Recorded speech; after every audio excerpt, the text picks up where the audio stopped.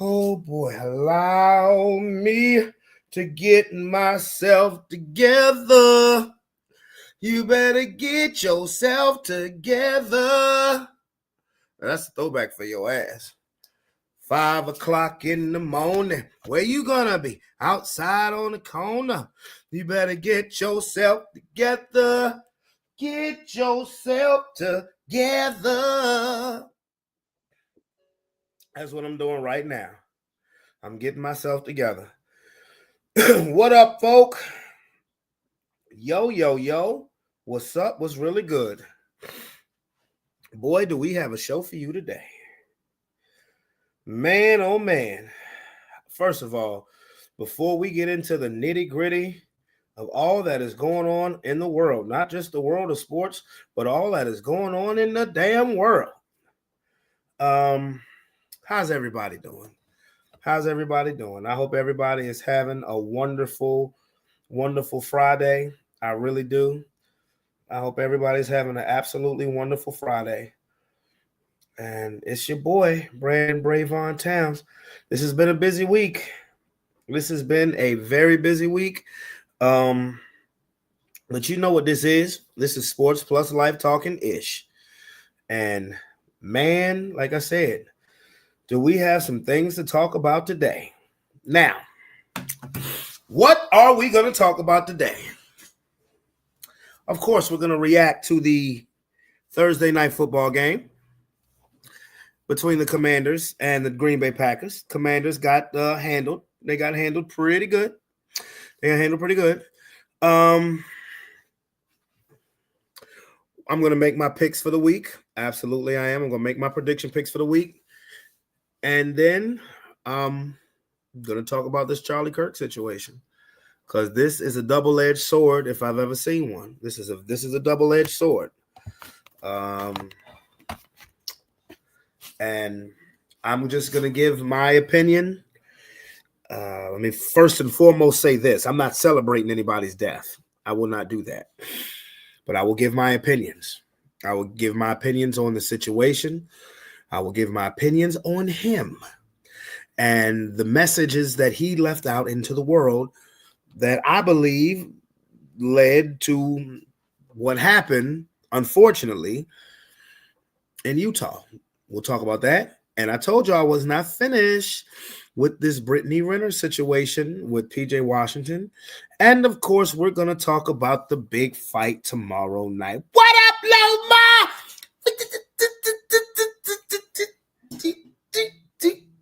What up, oh boy? What's going on, man? Look, bruh.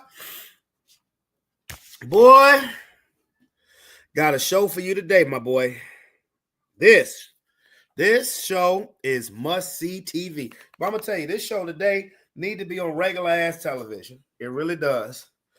It need to be on regular-ass television because I think my face is nice enough for the main screen. I think, now just because it's nice enough for the main screen don't mean nobody look at the main screen and get no goddamn ideas. Hashtag no Diddy.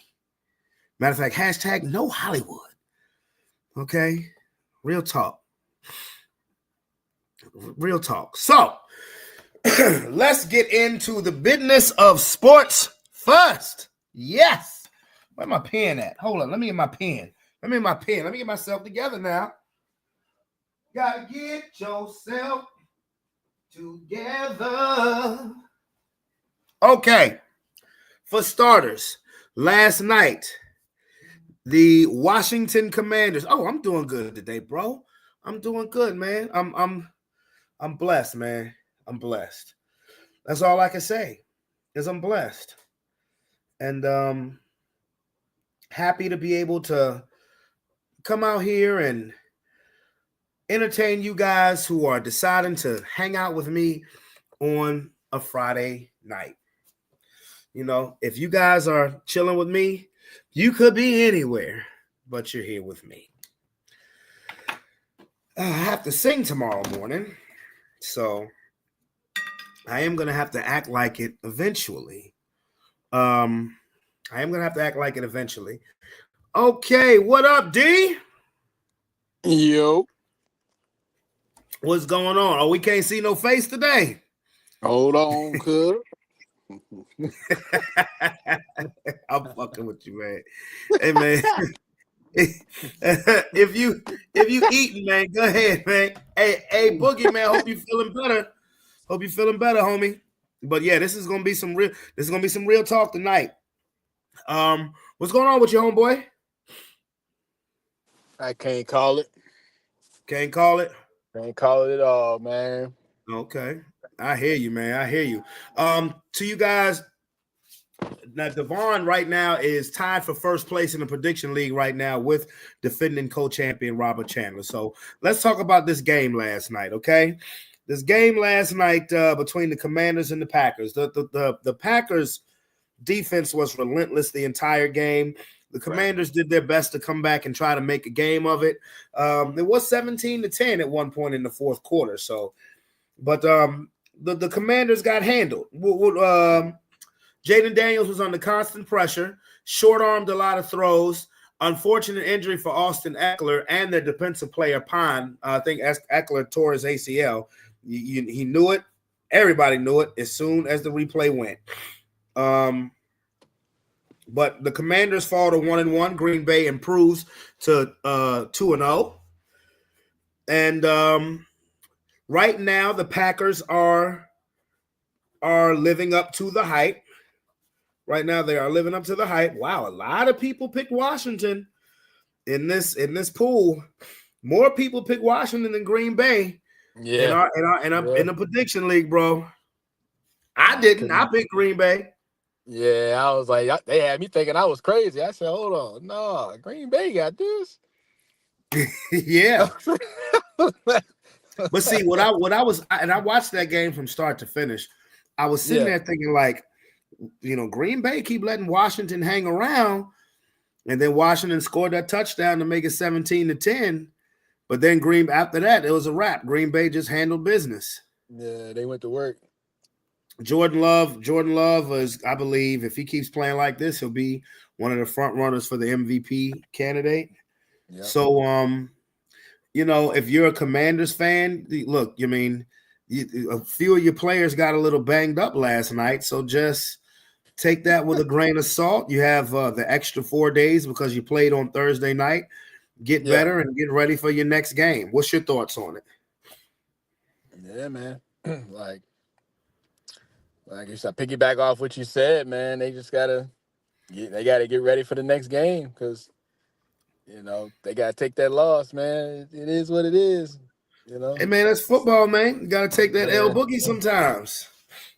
You can take the losses early and figure out how to adjust towards the end. So. Absolutely, bro. Absolutely. Now, again, you are tied for first place. You had 14 right last week, man. Yeah. Yeah, man. So okay. I'm doing all right now. Yeah, you were cooking. Yeah, you were cooking last week, man. You were cooking, and right now, so far, so good. You know what I'm saying? Matter of fact, as of right now, you're in the lead because Rob picked Washington, you picked Green Bay. So as of right now, you are in first place. Okay. Cool. As of right now, you are in first place. Okay? Yeah. So you want to get these picks in for Sunday, dog? Yeah. Yeah, I got them. I got my list up here. Yeah. Okay. Now look, you guys. Now here's irony for you. Devon is a Colts fan. I'm a Bronco fan. Broncos play the Colts. Yeah. The Broncos play the Colts. And I hate to tell you, sir, you're going down. You're going down, right? You're going down. Yeah, I picked my team. I picked my team on that one. I said I got to pick my team, man. Okay. Sean. What the fuck is the business, my nigga? we about to make these picks, bro. What did you think of that? Huh? No, I was just saying, hey, what did you think of the Commanders game? Commanders and Packers last night. I loved it. I fucking loved that. Yeah. Man, Hey, I told you the motherfuckers look scary, didn't I? Yeah. Yeah, I we'll see. told you the motherfuckers look scary. Them goddamn Packers look scary, man. Their defense looked good. Their offense looked good. Micah was disrupting. I mean, he almost felt like he got another gear the way that man was getting through that line. Yeah. Um, Marathon. it sucks for Reed that he got injured. Yeah, broken Uh, collarbone. But yeah, he'll be broken back. collarbone. He'll be back. Yeah, Jordan Love looks good. Um, and like I said, they just getting their young team. Them boys is playing. As far as the Commanders, sucks for Eckler. Yeah, man. This the Debo was look at DC. He looked like he had a gear, like he was trying to prove some things. I knew it was going to be a good game. I watched that shit. It was a good ass game. Um, but Commanders lost that game, man. You know, I'm happy and excited about that shit. Jaden Daniels had some good passes. They played well. I can't say that they look like ass. They played just a He was better rushed team. all night. He was under pressure all night. Yeah, he was under pressure. All the boys was back there in his face. He still got to learn how to get down. He's still taking too many hits. He No, ain't you gonna see the make it way if he Jordan keep. Love. You see the way Jordan Love trucked that motherfucker safety though. Man, that safety on when that's when you know that motherfucker trying to win. He set the tone for that game because I thought he was gonna go down or some shit. He lowered that shoulder and ran straight through that motherfucker, bro. Ran And straight through Yeah. that nigga. but look, even when that nigga celebrate, that nigga look all corny and calm and shit. Like I'm like, this nigga don't even look like he hype and shit like that. If I truck a nigga like that, nigga, I'm probably slobbing on myself or some shit. This motherfucker just looking all like just chilling and shit. But that man, he set the tone when he Yeah. did that shit. I was like, that boy came to play, and the Packers look good, man. It's a marathon. And like I said, this only the beginning. Marathon. It's a marathon. A marathon. It is a marathon, bro. But They look good right now. They look good right now, right now, he look good, bro. Hey, Sean, Yeah. Devon is in first place right now. Who? Devon, him, he's in first place right now. That nigga cheating. I don't believe it. Run them numbers. Because he was tied with Rob with 14, and Fake news. Rob picked Washington last night, and Devon picked Green Bay. So right now, I couldn't pick him, man. I couldn't pick him. he stands alone right now. That's what's up, man. And Devon is a Colts fan. He's a Colts fan too. And you know, boy, I know you're excited about that shit. Y'all beat the fuck out of them boys. Yeah. No, but see, they play us. Sunday. We play the Broncos this week now. Yeah, that's a test, boy. That's a good defense over there. Yeah. But y'all will get something because Bo Nix look like he want to throw him this year. But man, the offense made me so fucking mad, bro. But you know, we won in spite of them. That's all right. They'll catch up. That's why I'm glad the Colts played the way they did, because that means we have to go in paying attention. Sean Payton went in with looking like he had absolutely no respect for the Tennessee offense. Yeah. Well, you're playing a team that had the blowout of week one, and you're in their building too. So you have to pay attention. You have to pay attention. You know, otherwise we'll end up like the goddamn Dolphins. No, we ain't gonna end up like. Or y'all can't hear me smacking, can you? Oh, it's okay, bro. I'm hungry than a motherfucker. That's all right, bro. I just finished. I just got home from this goddamn baseball game with these kids. They drove me crazy, man. I needed a blunt and some bacon. You heard me? You said a blunt and some bacon. A blunt and some bacon. You need to put that on a shirt. I just need a blunt and some bacon. Yeah, I damn sure do. I just ate too, man. So Yeah, I just walked out of Panera Bread. I just got in this motherfucking crib, right before I went live, bro. I just got finished eating some goddamn pizza and cheese bread. Yeah. But okay, Devon, you up first. You're in first place. Who you got for Jacksonville at Cincinnati? Let me see what I got. Hold on. You said Oh, I picked I'm tripping. I picked the Bengals. Yeah. Okay. I'm tripping. All right. The Giants at the Cowboys. I picked the Giants. Okay. I hope you're right too. Yeah. Chicago at Detroit. I picked Detroit. Okay. New England at Miami. I picked New England. All right. San Francisco at New Orleans. I picked the Saints. Pick the Saints. All right. Buffalo at the Jets. I did pick Buffalo on that too. Yep. Okay. Seattle at Pittsburgh. Seattle. Okay. All right. Cleveland at Baltimore. I picked Cleveland.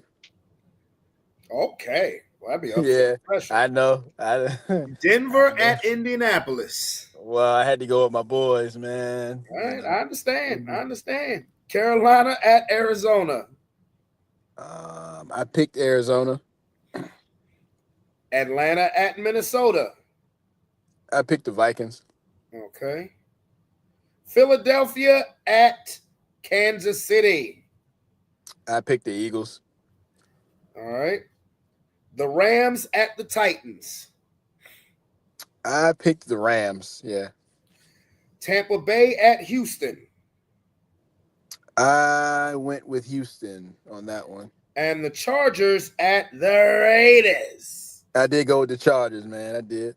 All right. So Mr. First Place for now, based on some of your picks. No, I'm just playing. Yeah. It's wild. I know. Cincinnati, the Giants, Detroit, New England, New Orleans, Buffalo, Seattle, Cleveland, Indianapolis, Arizona, Philadelphia, Minnesota, the Rams, Houston, and the Chargers. Is that correct? Got it. All right. Sean, brother Sean. Hello. You are up, sir. So we'll start with Jacksonville at Cincinnati. Cincinnati. Okay. That's going to be a good game. I think that's going to actually be a really, really good game. Yeah. The Giants at the Cowboys. Man. Shit. Man. Who's shittier? I'm weak. Give me the Cowboys. The Bears at the Lions. The Lions. New England at Miami. New England.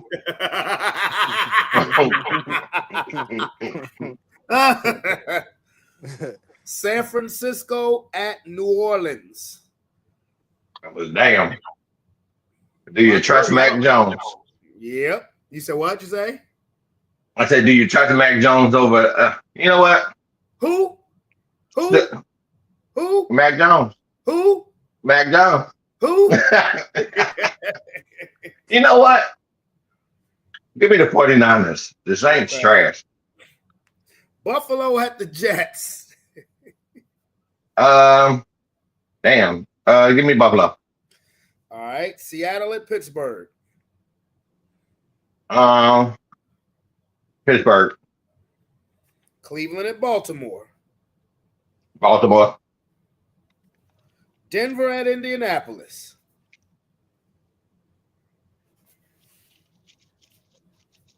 Got real quiet, didn't it? Well, thank you. Give me Denver. You don't trust Indiana Jones? Carolina at Arizona. Arizona. Okay. Philadelphia at Kansas City. Oh, you already know. I already know. I'm picking Philly. I already know.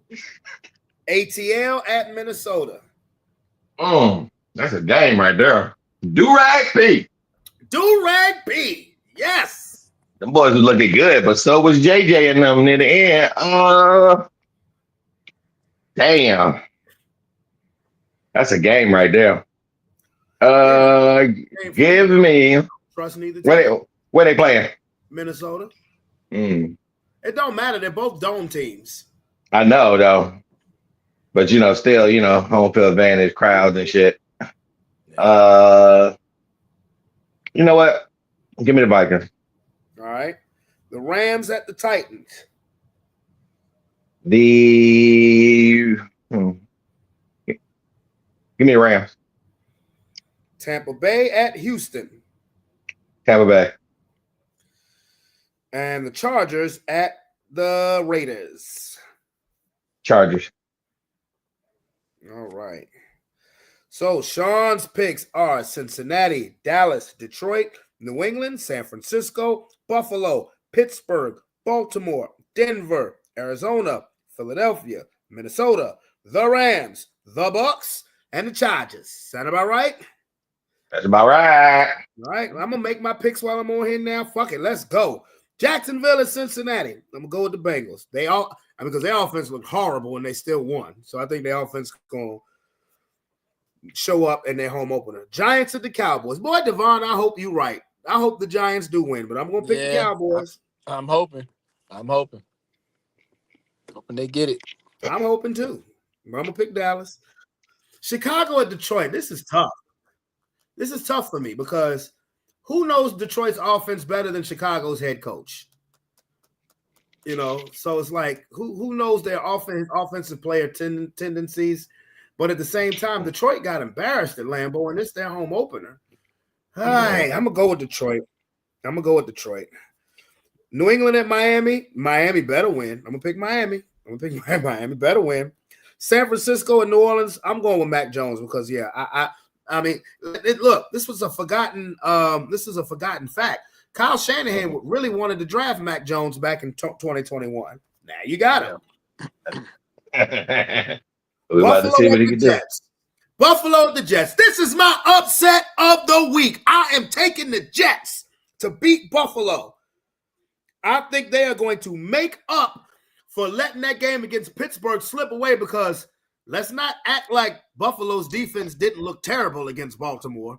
I mean, both defenses look terrible, but let's not act like Buffalo's defense looked horrible against the Ravens. They didn't. So, yeah, I'm going with the Jets.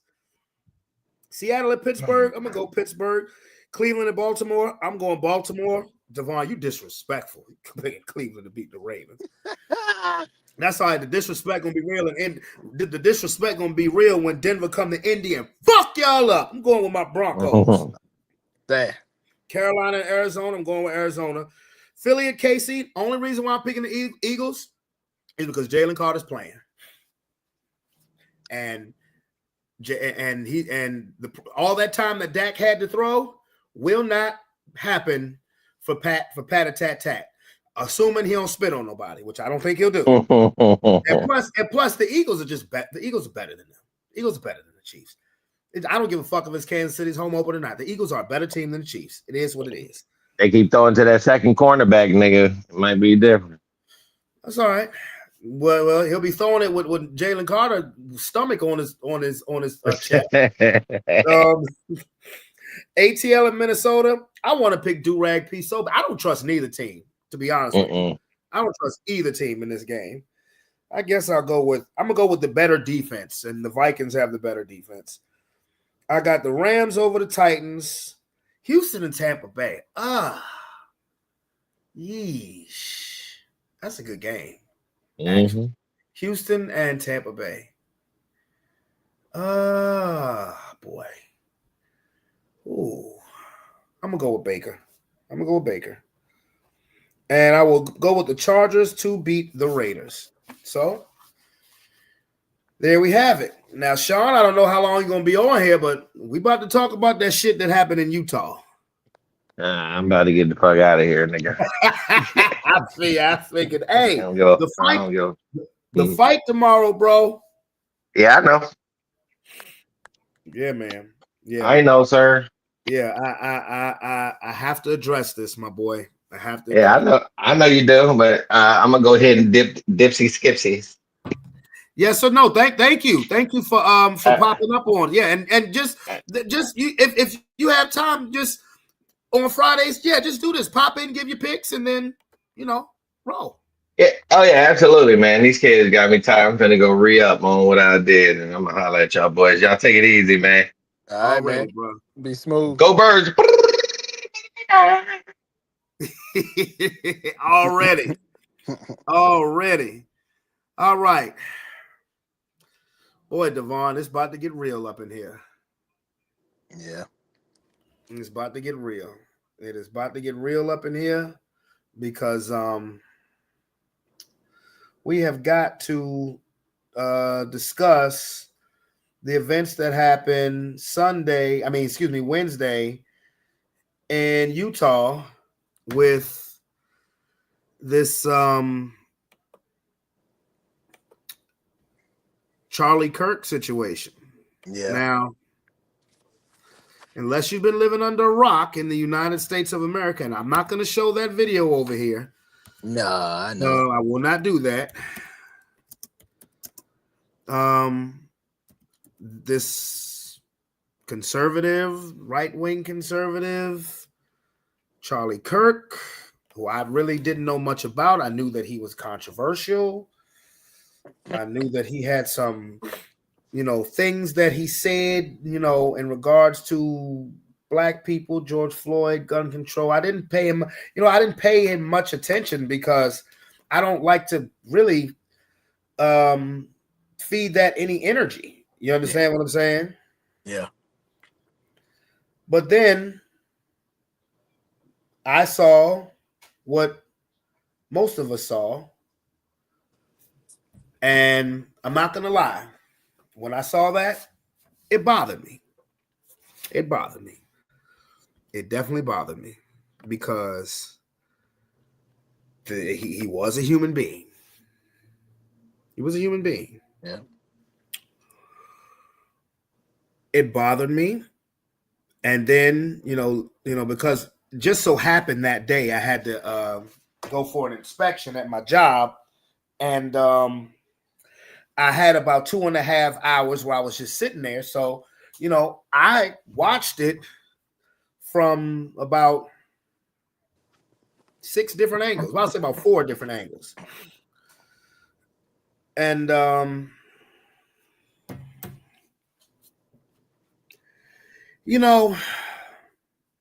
this is a double-edged sword, like I said earlier. This is a double-edged sword if I've ever seen one. Because what I'm not going to do, what I don't condone is I've been on X, I've been on YouTube, and I see people celebrating, mocking, making diss tracks about this man and what happened to him. Yeah. Now, I am pro-black. I am not going to apologize. I am very pro-black, but I'm not anti-white. I'm not anti-anything. I'm anti-hate. But I am pro-black. I am anti-bullshit. How about that?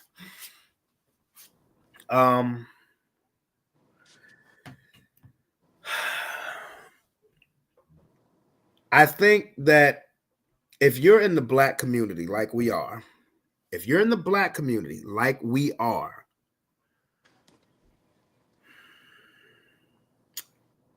it doesn't surprise me the reactions that are on social media, that have been some on mainstream TV.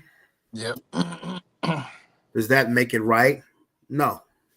I will not celebrate anybody dying. I will not celebrate a wife and 2 young children that had to see their husband and their father get murdered the way that he got murdered. I will not celebrate any of that. But I will not celebrate him either. Yeah. I will not celebrate him at all. What I will say is you have to be careful the message that you put out into society, especially such a sensitive society like today's culture is. You have to be careful when you say things that a lot of people can view as disrespectful and hateful. This man said that black women don't have the mental capacity to be taken seriously. This man said that there were necessary deaths to protect the Second Amendment, gun rights. This man said that Derek Chauvin should be pardoned for his actions against George Floyd. This man said that empathy is a made-up word and shows weakness, and he doesn't believe in empathy. The message that this man put out into the world screams bigot, screams misogynist, screams white supremacist, screams racist. But before he was any of those things, he was a human being. He was a man with a wife and 2 children. Now, all of those things that I named that to me explains his characteristics, at the end of the day, what he was doing was giving his opinion. Yeah. He was giving his opinion on how he felt about situations involving the social climate. Did I agree with him? No. Did I know much about him before the shooting? Not really, no. Did I listen to a bunch of his speeches after this happened? You bet your ass I did. And I will say this. I would not have been a fan if I was listening to those speeches in real time. But to mock and celebrate and make fun of something like that happening to somebody is to do something just as heinous and merciless and ruthless and hateful as the man that pulled the trigger. As a black man, I would encourage my black people. We've made our point. Now just chill. Because the unfortunate thing is, there are people out there who are naturally gonna find some reason to point the finger at black people. The fingers are already being pointed at the Democratic Party. For whatever reason, there were threats called in to HBCUs in regard to this situation here in Virginia, Devon, Norfolk State, Hampton University, all had to go on lockdown because people want to be some fuck niggas. Mm-hmm. So, like I said, my brothers and sisters, they're always going to find a reason to blame us for anything. Celebrating this man's death, we need to be better than that. Yeah. We don't need to be like Caitlyn Jenner, who said good riddance when O.J. Simpson passed away. We need to be better than that. Yeah. Not because we need to say we're better than them, but because it's the right thing to do. Yeah. It's the humane thing to do. Yeah. I'm not going to celebrate this man. I can't sit here and say that I feel anything for him as a person because of the way his personality was wired and the venom that he was speaking to America.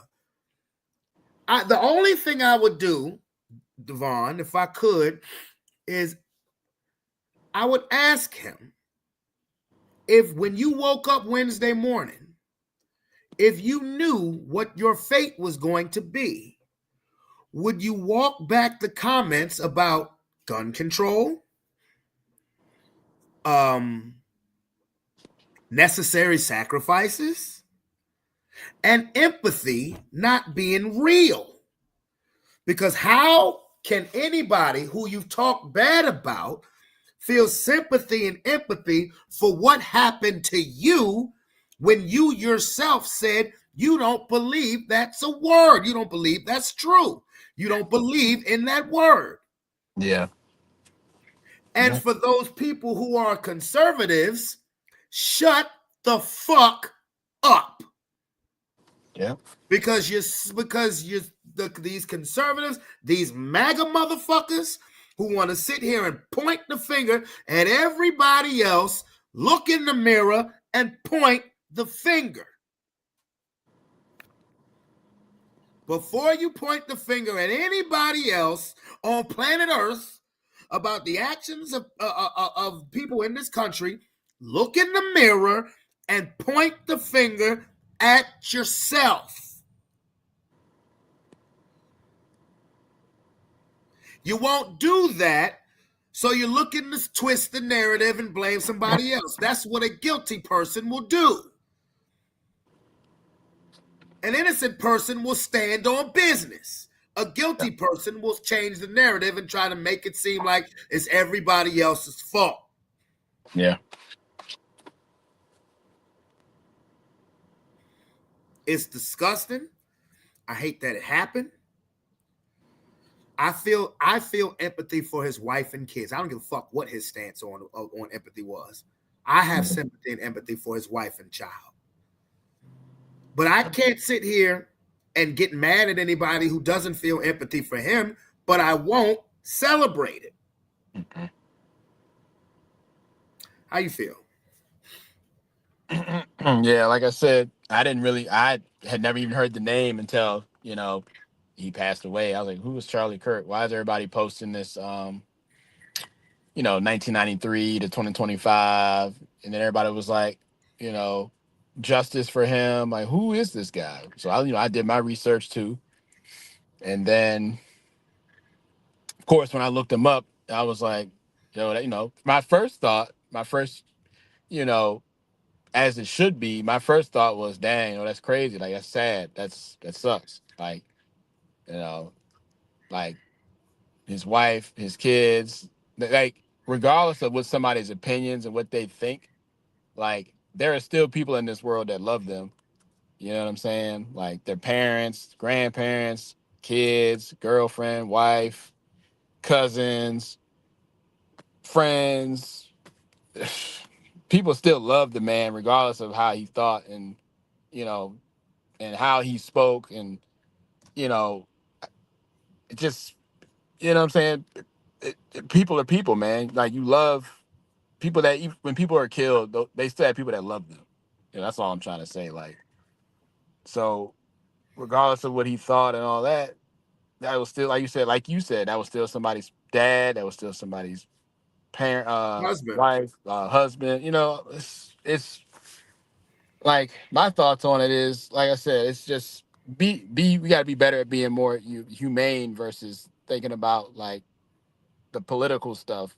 Like, yeah, of course, it's a no brainer that all his videos and the stuff that he said, the negative things he said, were gonna come to light right after he passed. Like, boom, okay, No question. remember this, remember this, remember what he said. Like, people are trying to point out, oh, he said all this stuff about gun laws, but look at what happened. Like you said, look what happened to him. Like, certain deaths are justified so we can keep our gun laws and There's all the that. double-edged sword right there. Yeah. Rewind back what you said about somebody. There were still people out there who loved him. Friends, wife, kids, parents, grandparents. There's the double-edged sword. Do you think those people who were necessary sacrifices to keep the Second Amendment, do you think that those people didn't have people that love them too? Do you think their Exactly. family and friends feel like that was a necessary sacrifice? There's the double-edged sword. That's why I'm saying it's ironic. He died by a gunshot wound. Talking about And gang violence. like, he got killed by a gun when he least, like, you know what I'm saying? It's like, you yourself say gun deaths are necessary, and yet you died by a gun. So did you believe that? Like, did you still die? Did you die thinking, like, in that moment while you're in the hospital? I'm not trying to get graphic, but in the hospital, fighting for your life, are you still thinking that way? You know what I'm saying? Like, you're on your deathbed at this point. Like, dang, like, I preached all that. Do I really stand He was by it? Like, gone I'm by about the to time leave. he was gone by the time he got to a hospital. Yeah, but either way, Did you you're see the going through that. video? You're like, dang, I said that. Do I believe it, that this is like, because it's happening to me now. So now I'm Right. laying there like, dang, Did But you see the video? Did you see it? yeah, I yeah, that's mean, all. as a human being, I cringed when I saw it. I was bothered when I saw 100%. Yeah, I did. it. Actually, I mean, just to like again, I'm not to those people who are celebrating the death. Come on, that's being no better than the monsters that pray and wish for our death. Yeah, you We can't. have to be better than that because otherwise we're no better than them. Yeah, 100%. But I mean, I look and see here again, double-edged sword. I understand Yeah, why people would feel some type of way yeah, after the way he's dragged, particularly our race. yeah, But some things, like you said, just have to be more humane about. yeah. It's just because have you seen some of these comments that's been on social media? Mm-hmm. Yeah, yeah. Or the internet gives no fucks. No, they don't. That's all I've been seeing on my feed. People posting paragraphs and like their views on the situation.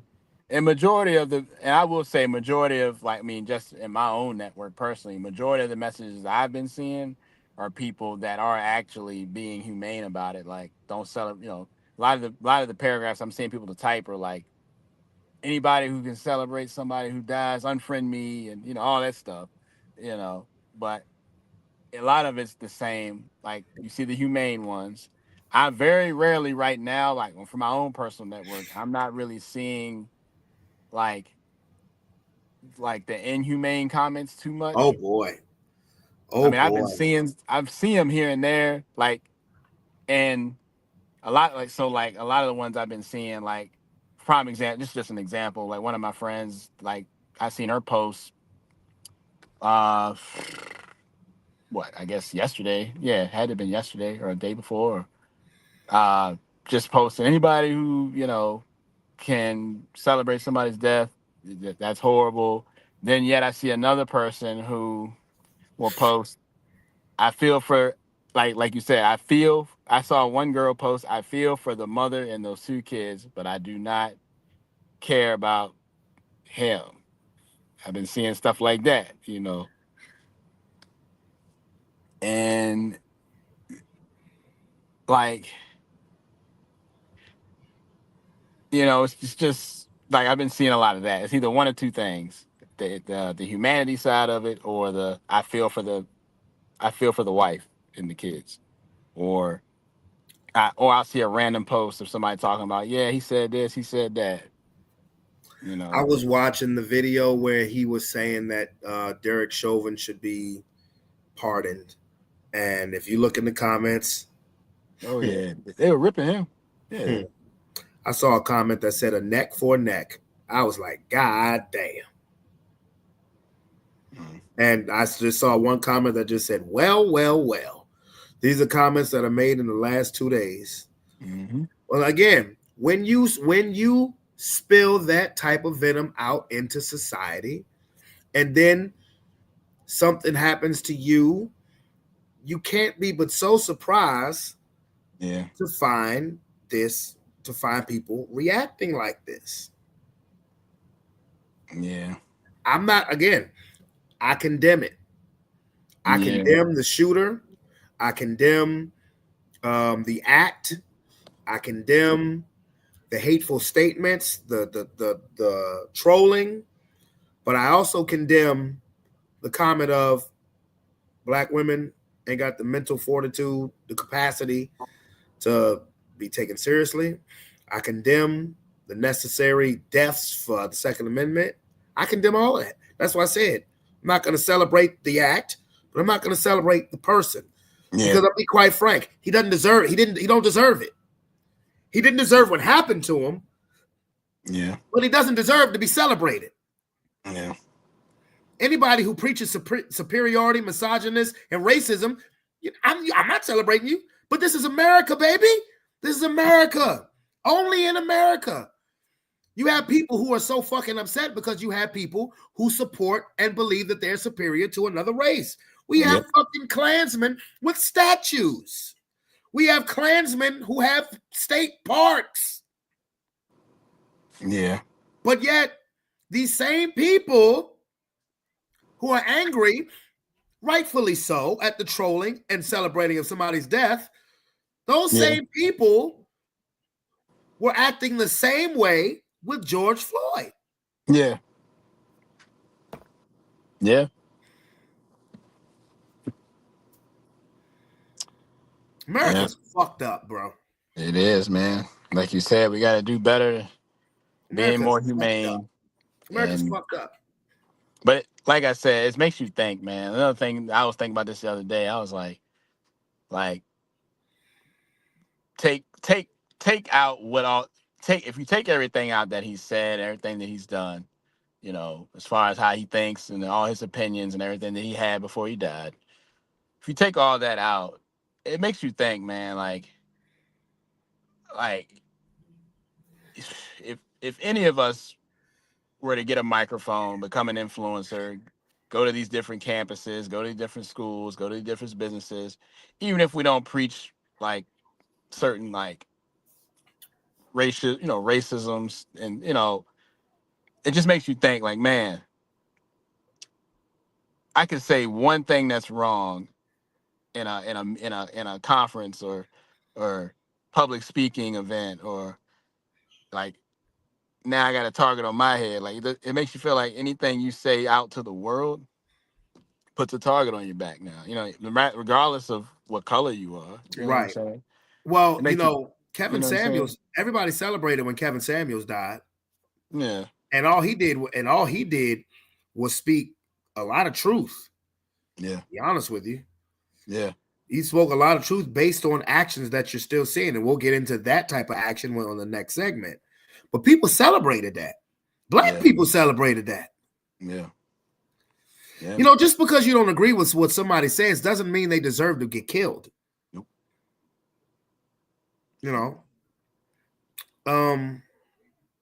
Again, I think celebrating somebody's death is despicable. Yeah. But in a case like this, I'm not going to celebrate him. I'm not going to celebrate his death, but I'm not celebrating Charlie Kirk. Yeah. His mess. And then when you say if he has a different opinion, I can live with his opinion, because to me it's an ignorant ass opinion. I could have lived with his opinion. Yeah. But here's my question. Who's paying you?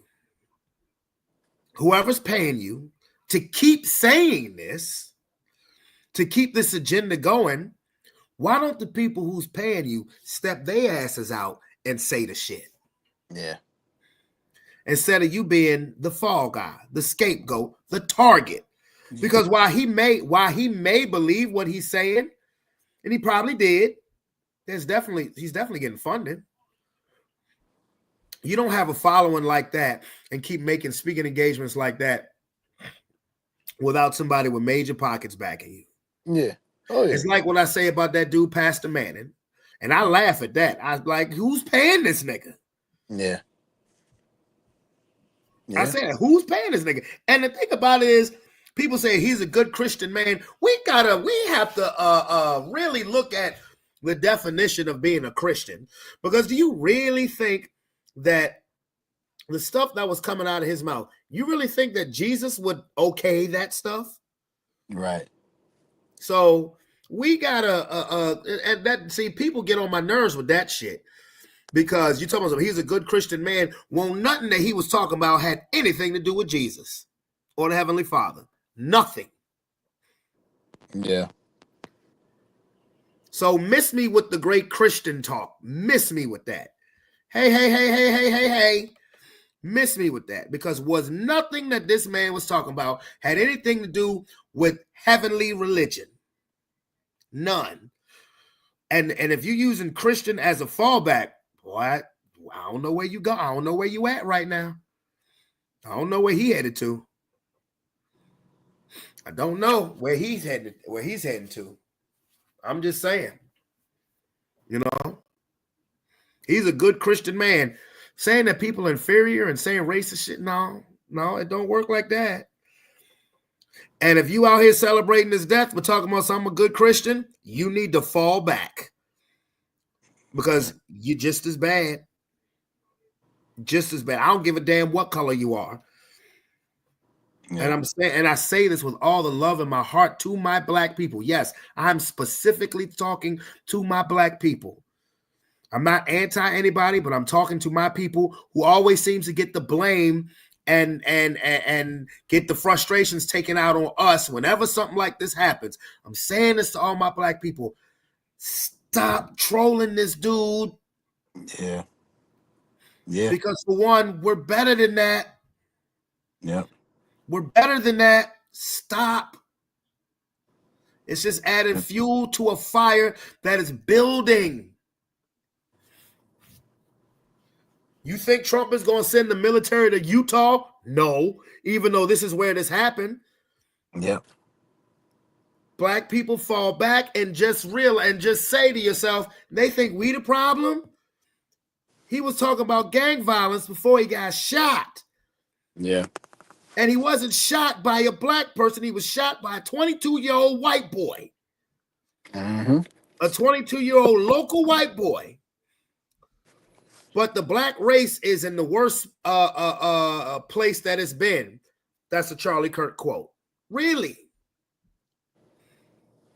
You have to be careful what the hell you say, because when stuff like this happens to you, people are going to be like, well. Yep, that's a fact.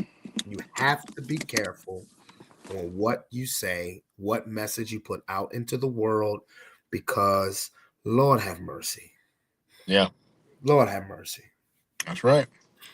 So we will come back to this topic. Now, the original reason why I wanted you to be on here with me this week, brother, is, we talk. When we get on here, we talk that relationship talk. Yeah, we talk about what's going on with these women. I ain't talking about the comments that was made by the last topic. We talking about what the hell is wrong with the ratchets. Mm-hmm. Yeah. Now, you are familiar with this Brittany Renner, PJ Washington situation? I think so. Yeah. Yeah. We talked about it, I believe. Okay. Well, let me give you a refresher.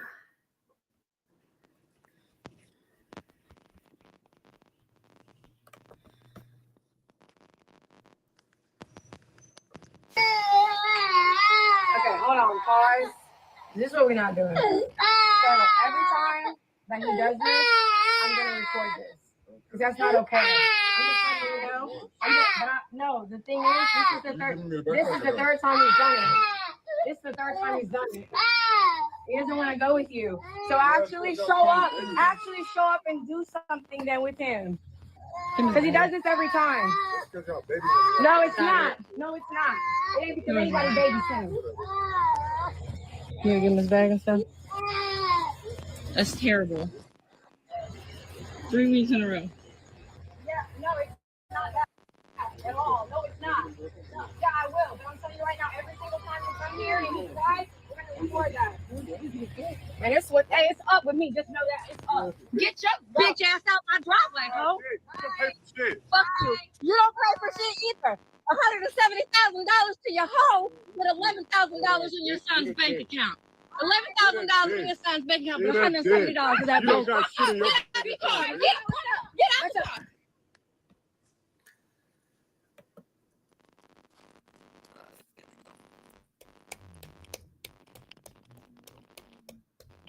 out. Before we listen to what Ricky Smiley had to say, I want your thoughts first. Oh, and the Brittany Renner thing. Let me see. I'm trying to remember. You need me to play it again? I didn't see the refresh. Hold on. I'll run it back. I'll run it back. Let me run some of it back. Not real bad. I don't know why I couldn't hear it. And it's up with me. Just know that it's up. Get your bitch ass out my driveway, ho. You don't pay for shit. Fuck you. You don't pay for shit either. $170,000 to your hoe, but $11,000 in your son's bank account.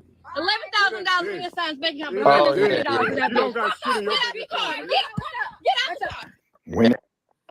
Never mind. All right, I'm caught up now. I was trying to figure out. All right, because I couldn't see it at first, like the playback at first. Okay, gotcha. Yeah. So she said, yeah, she was mad. She was mad about the 170 for your hoe, but only 11 grand for your son. Okay. Yeah. Like first and foremost, like you and I talked about this the other day. Like, what is a small child gonna do with 11 grand, man? Like, and number one, like, you know how many people like. Not many people can have access to just 11 grand like that anyway. But what is a small child gonna do with 11 grand? Like, come on, man. Let's be real. Like that was your justification to run up on her. Like, oh, you can give her 170 grand, but you can't. Like, what? Come on, man. What the situation is really about came out in that moment. Yeah. You know, at first it was all about the child always cries with you when he comes to get you, but the real issue came out. $170,000 to your hoe, who happens to be his wife. That's his wife. Yeah. But only $11,000 in your son's bank account. Again, what 4-year-old needs what 4-year-old has $11,000 in the bank account? And who probably controls that bank account? Yeah, exactly. So what it really sounds like to me is a cash grab. I'm sorry. I was asked, why are you taking this so personal? I'm taking this personal because there are younger women. There's a generation of women who look at stuff like this and think it's fucking okay. Yeah. And it's not. It's a generation of young women who see this behavior and think that that's the way to be. And it's not. It's a generation of women who think that being ratchet is fashionable, and it's not. That woman is a disgrace. Yeah. First of all, my PJ Washington should have known when he came in the house, as soon as he knocked on the door and she answered the door with a fucking phone recording, should have known this is a setup, bro. Yeah. Yeah. I wouldn't have gave her no energy. I wouldn't have said nothing. He told me some eating. I wouldn't have said none of that. I wouldn't have said none of that. I'd have been quiet the whole time. Yep, because it's a setup. Let's listen to what Ricky Smiley had to say about this. Get out. Women like that is the problem. Yeah, the fact that he's showing up to pick his son up is everything. But you coming out there and antagonizing him about the baby crying or whatever, and now what, you not gonna let him get his son because the baby cried? What's the problem? So what? He crying, he'll be all right. So what? So what? And the minute he got in the car, the crying stopped. And then, but what you're doing, she's coming out there antagonizing him to make the child, the exchange a bad experience for the child. And every time you antagonize the dad when he comes to pick the child up in this drama, it upsets the child. And then you walking out to the car with no good intentions, and basically what she is a baby mama. That is the definition of a baby mama. The word want. He don't want to go. He don't have any choice but to go because he has two parents, not one, two. A child don't get to choose whether he goes or not. That man is obviously a good dad, obviously doing well for himself or whatever, and you turning fatherhood, trying to make fatherhood a bad experience for him because it's all about you. What a narcissist. And I don't give a damn who get mad. Men are tired of being put up with that shit. Do what's in the best interest of the child. Do the right thing. Take the child out to the car and tell the child, why won't you comfort the child and say, hey, it's okay. We're going with daddy. You're going to have a great time. I'll see you when you get back. You'll be fine. Or just close the door if you can't take him crying. Okay? He ain't crying blood. Blood ain't running out of his eyes. So what he crying? The more they cry, the less they piss. Let him cry. But let him go be with his dad. So, you know what I'm saying? So, and toughen up. Because you damn sure can't teach him how to be a man. And women like that is absolutely disgusting. Not saying that she is disgusting, but her act and the way she behaved in the exchange of the child is absolutely disgusting. And a lot of men decide that they don't want to put up with that shit. And they just say, hey, I'll just see the child when they get 18. And then when they turn 16 and you and your mama and babied the child to death, and now the child's 16 and become entitled, soft, and don't have no spine or whatever because he ain't been around no man or whatever. Yeah, go, you need to go with your daddy. You need to go with your daddy. Hey, come get him. I can't do nothing with him. That's what's going to happen.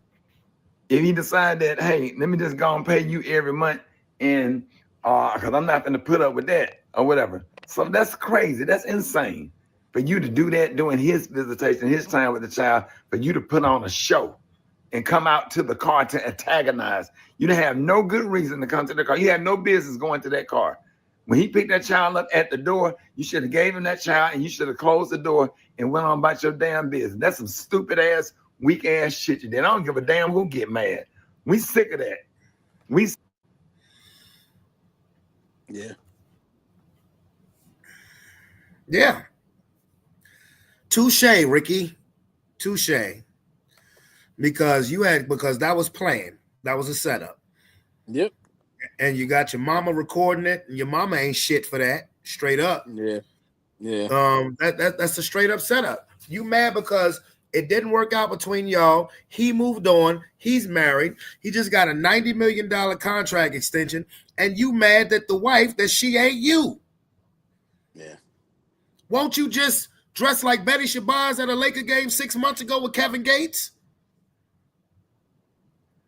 What happened to that? I ain't got, man, these stop boxes, man, is a trip, bro. And like I said, the reason why this triggers me is because I'm sick and tired of this all-out attack on masculinity. Yeah. And people always trying to record on a camera phone to make it seem like, oh, the man ain't shit just because you ain't getting what the fuck you want to get. Yeah. That's some weak-ass shit, bro. It is. I'm telling you something, bro. Look. If I ever get married again, it got to be a prenup, bro. Yeah. Hey, look. We done had this conversation before. And women get mad when you say something about a prenup. And I just don't understand why. I don't get it. Yeah. Because, and I'm serious. If I get in any relationship, if I talk, have a date, whatever, I'm going to let you know off back. If I ever get married again, it's a prenup. I'm getting a prenup. And it's not to doom the marriage like people tend to say. I remember me and Aaron had a conversation about this a couple years ago, because that's how long I've been talking about this shit. A prenup, I believe that it should be mandatory to get married. Say what? You're breaking up a little bit. You was crackling up a little bit. Yeah, I'm saying I hear you. Okay. Yeah, I believe a prenup should be mandatory because think about it, bro. When you buy a new car, what do you have to put on it? What do you have to get on a new car? Insurance. When you buy a house, what do you have to get on it? Insurance. Now, when you buy a new car, do you buy a new car and when you get insurance, you say, boy, I can't wait to crash this motherfucker? You don't say that. When you buy a new house, you get homeowners insurance, you don't say, I can't wait to set this bitch on fire.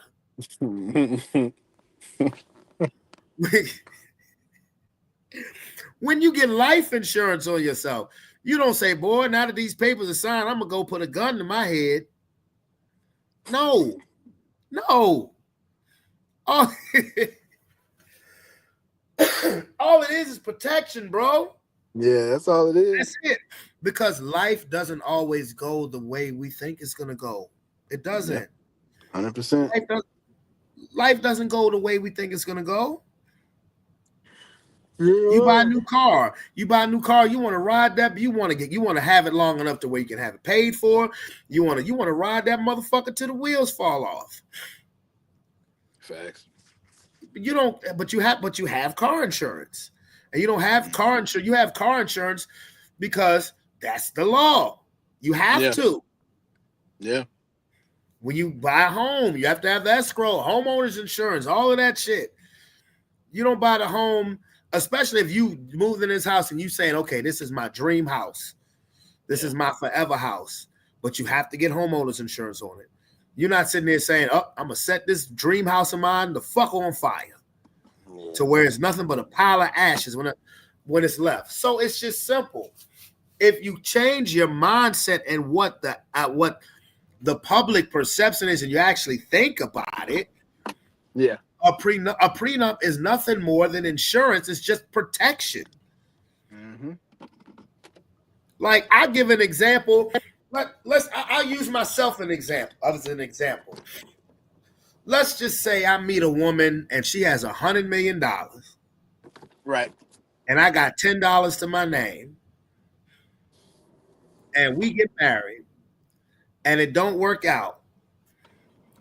Should I be able to get half of the $100 million that she had before she met my black ass? Nope. No. Right. Should she get 5 of my $10 that I had before she met my black ass? Nope. No, because a nigga make it thirsty or something. Yeah. So it's like all it is protection, man. And it protects you, and it can protect you from dealing with situations like little thought boxing ass bitches like. Yep, you're right. 100%. People need to stop the bullshit with a prenup means that your marriage is gonna fail. No, it doesn't. If your marriage fails, a prenuptial agreement is a piece of paper. Yeah. It's a piece of paper with 2 fucking signatures on it. How's that make your marriage fail? Yeah. If you go out and fuck around on your marriage, on your husband or your wife, that's the prenup's fault.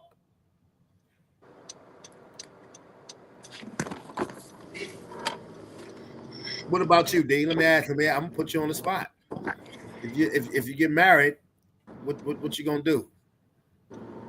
I think a prenup's a good idea. I've always thought that's a good idea. And I would just explain it to any woman just like that. I would say, yo, when you buy a new car or buy a new home, you have to put insurance on it. You don't buy these things with the intent of it breaking down, getting in an accident, catching on fire, whatever. Yeah. But sometimes in life, things happen. Doesn't mean that I'm going to love you any less. It doesn't mean I'm going to give any less effort in this marriage. But I would like for us, because it's not just protecting me. But I would like if the event happens where life doesn't go the direction that we thought it was going to go, that we both can be protected. And really, the people who feel some type of way about it is the people who don't have shit coming into the marriage. Yep, that's right. Let's just call a spade a spade. The people who feel some type of way about a prenuptial agreement are the people who don't have a motherfucking thing coming into the marriage, and they feel like they hit the jackpot. Yeah, they're like, hold on, I need some money when this is over. Right. You can have money when this is over. Money for a fucking hotel. Yeah.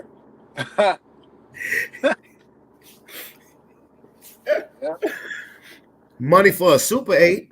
With your dusty ass. No, let me stop. That's what Jeff Bezos had to pay his ex-wife billions of dollars. Yeah, but you act like I'm not. That shouldn't be an exception because he has billions of dollars. But in a situation like his, he made that up in probably 6 weeks. Yeah, it didn't take him long. But you look at people like us who are not Jeff Bezos, and we get married and we get divorced. Now, there was no prenup in my first marriage, and I'm divorced, and it was a mutual split, no complications.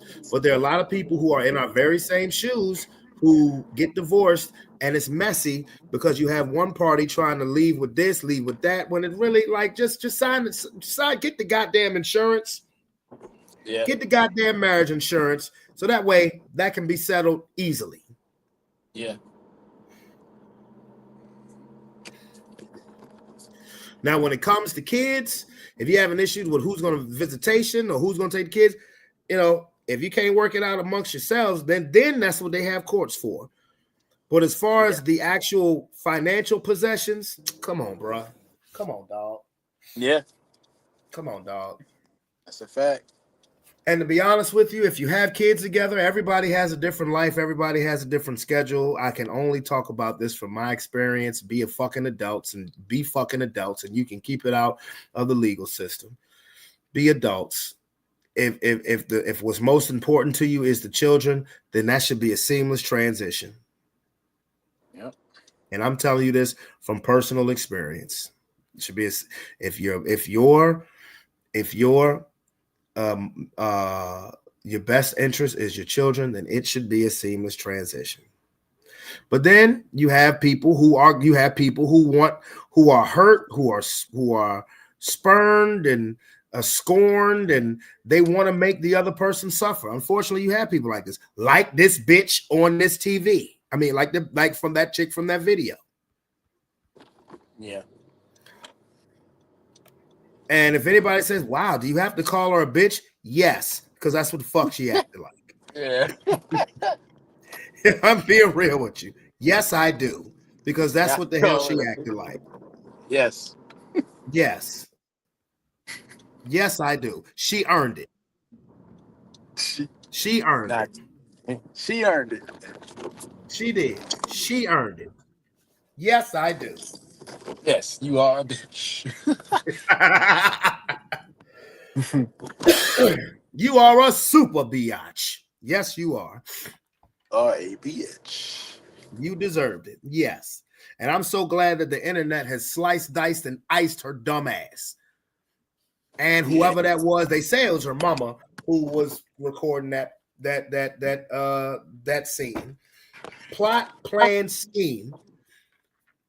Fellas, stay away from OnlyFans. It's a trap.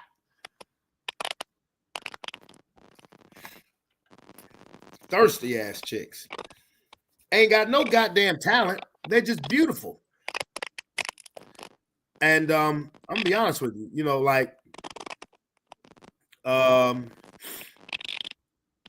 pussy can't trap me. Not no more. Yeah, I'm gonna say that. Not no more. Because D, can you hear me good? You staticky. Yeah, it's bad.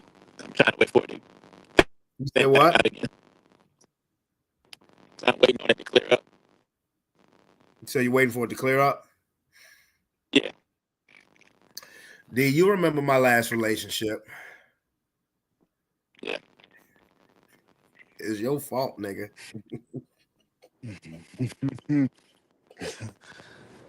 I'm just playing. But the crazy thing is, my last relationship, bro, I'd have did anything for that chick. Yeah. And not because of the physical either. Yeah. I would have did anything for that chick. I did anything for that chick. This because, and this is how most relationships are at the beginning. She held me down. She held me down in all facets that you could hold somebody down in a relationship in a positive manner. Yeah. And I'd did motherfucking anything for her. Yeah. She was saying that she wanted more. She said that she wanted more children and some more shit. And I was like, okay. I was like, all right. I was looking forward to it. Blase. Yeah. And then the real person emerged. Yep. And that's why I say prenup and a motherfucker can't. I mean, Even even with intimacy, you can't trap me because you have great intimacy. No, absolutely not. You can be great at what you do because I'm great at what I do. I am great at what the fuck I do. But that's not going to be the beginning, middle, and the end subject on how I approach a relationship. Because if you're difficult, if you make things difficult when I'm trying to make things easier, nah. If you're coming to me with a sob story, nah. Yeah. If you think I'm playing second fiddle to anybody, nah. That's just what it is. So again, I don't know what Heavenly Father's plans is for me. I like the plan that's coming together now. But I may be solo dolo for quite some time. And you know what? As long as I have my peace of mind, I'm all right with that. You heard me?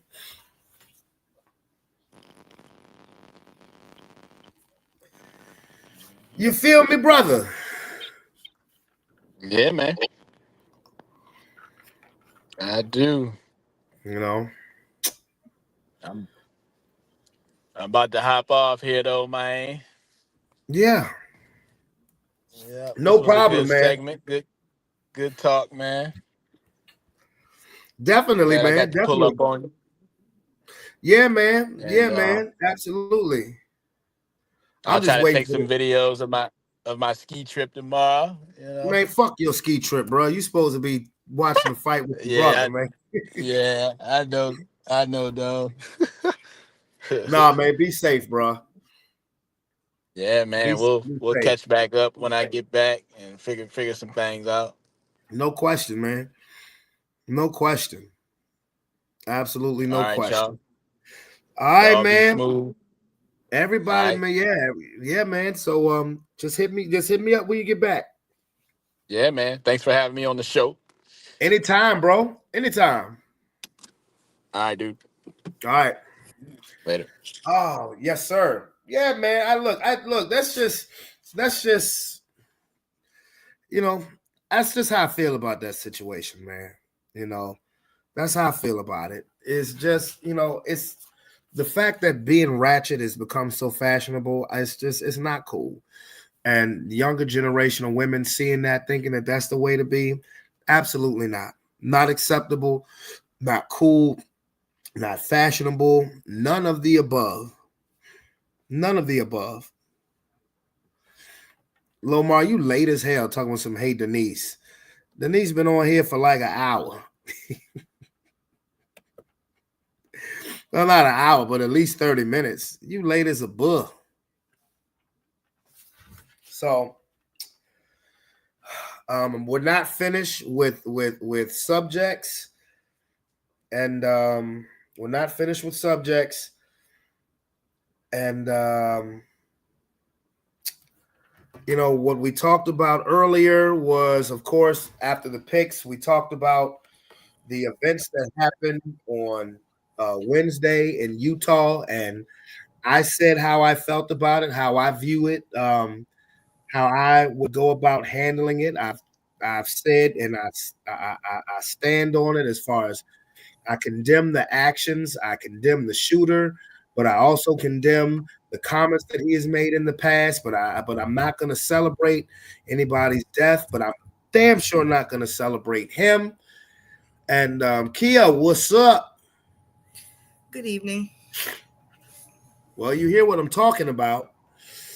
Let me go back. Hold on. Let me go back to this banner to put up a new banner. Yeah, this is let me change banners. There we go. There we go. America is crazy. Cray. How are you doing, darling? Blessed and highly favored. Blessed and highly favored. Yeah. Blessed and highly favored. That's right. So we've talked about this situation, so here's the platform. Do you have anything particular you want to ask me? Well, what are your overall feelings about this entire situation?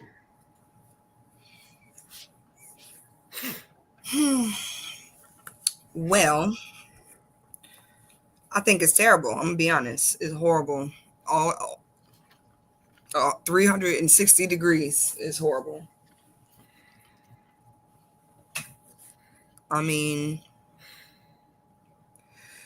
for some reason in this country, it's like the first resort is violence. People don't even know how to talk to people anymore. And honestly, I blame it on the internet. I hate to sound old, but I blame it on the internet. Like social media, it's ironic to me because it's social media, right? But I feel like it's um disable people as far as their social skills in real life. So, and it's like instead of being able to articulate your thoughts without resorting to anger or violence, that's what you resort to, anger or violence. It's ridiculous. And then it's like it don't help that, some people are just trolls and they just want to add fuel to the fire. But bottom line is that man didn't deserve to get killed the way he got killed. Point blank period. And you know, I didn't know much about him prior to hearing that he lost his life. I don't frequent social media very often. And but once I heard, some of his viewpoints, of course I disagree with them. Of course. It's insane the stuff that people will say out their mouths. And it's like, but anyway, so yeah, I disagree with him, but at the same time, it's like we're all humans at the end of the day. And this is America. Like whether people like to realize it or not, everybody got the right to say whatever they want to say out their mouth. Point blank period. You don't have to like it. You don't have to agree with it. But you got to respect my right to say it, just like he had his right to say it. Mm-hmm. Whatever it was, whether it was racist or not, he has the right to say it. That's what people fought wars and died for, freedom of speech and things like that. So it's like, where the fuck do people get off thinking that they can be judge, jury, and executioner? It pisses me off because it's like, it's almost creating, a world where people are no longer gonna voice their opinions, voice their thoughts based off of fear of what could happen to them. Or, if somebody disagree with me, I gotta watch my back, I might have a target on my back, etc., etc. Like, America isn't crazy. Humans are crazy, period. Human beings are crazy. And this world is sick. It's a disease. And social media don't help. The fact of the matter is, this man's death should have never made it to social media. Now, granted, you can't help people if the news was there, or I mean, not the news, or if people were like live streaming and stuff. Some of those things you can't help, but like people who were just recording and then upload the video, and now it's you can't go on to TikTok or Instagram or X without seeing it. Like, it's very disturbing. It's like where's the humanity? It's like we just treat each other like slabs of meat on the street. Like, it's weird. There's no empathy. And ironically enough, Mm-hmm. the man that we're talking about didn't Mm-hmm. believe in the word empathy. But that's what I Mm-hmm. mean about being better. It don't matter what he believed in. It don't matter. Like, why lower yourself? Why lower your vibrations? To spew or to try to fight hate with hate. Like, that shit don't work. It doesn't work. All it does is add fuel to the fire. And yeah, I think it's fucked up he got killed. I my heart go out to everybody in his family, whether it don't matter who or what they are. I don't even care. The shit was fucked up. Somebody you love got killed on national television. Well, not really national, but for the world to see. Like For the it's world to see. insensitive, it's disrespectful, and it's like people. I feel like people do things like that because they can never see themselves in that situation until they're in that situation themselves. It's it's ridiculous, and I guess the irony too is, I hate that. I don't know. I just don't want it to sound weird what I'm gonna say, but it's like all the stuff he was saying came around right back to him. Oh, I've already said enough shit Sad that too. people could see as weird. So you're all right. It's like a lot of things you can learn from this, and it's like, but people are fucking weird, bro. Like I don't know. People are so weird. They thrive off of chaos and anarchy and Well, hate, that's what this country thrives off of. violence. That's what this It's not, but see, you only limit it to this country. This shit is spread across the planet. No, I get it. I know, I understand that. But as when it comes to America, everything that you just named is conducive for money, and it's sick. Bottom line is, And it's sick.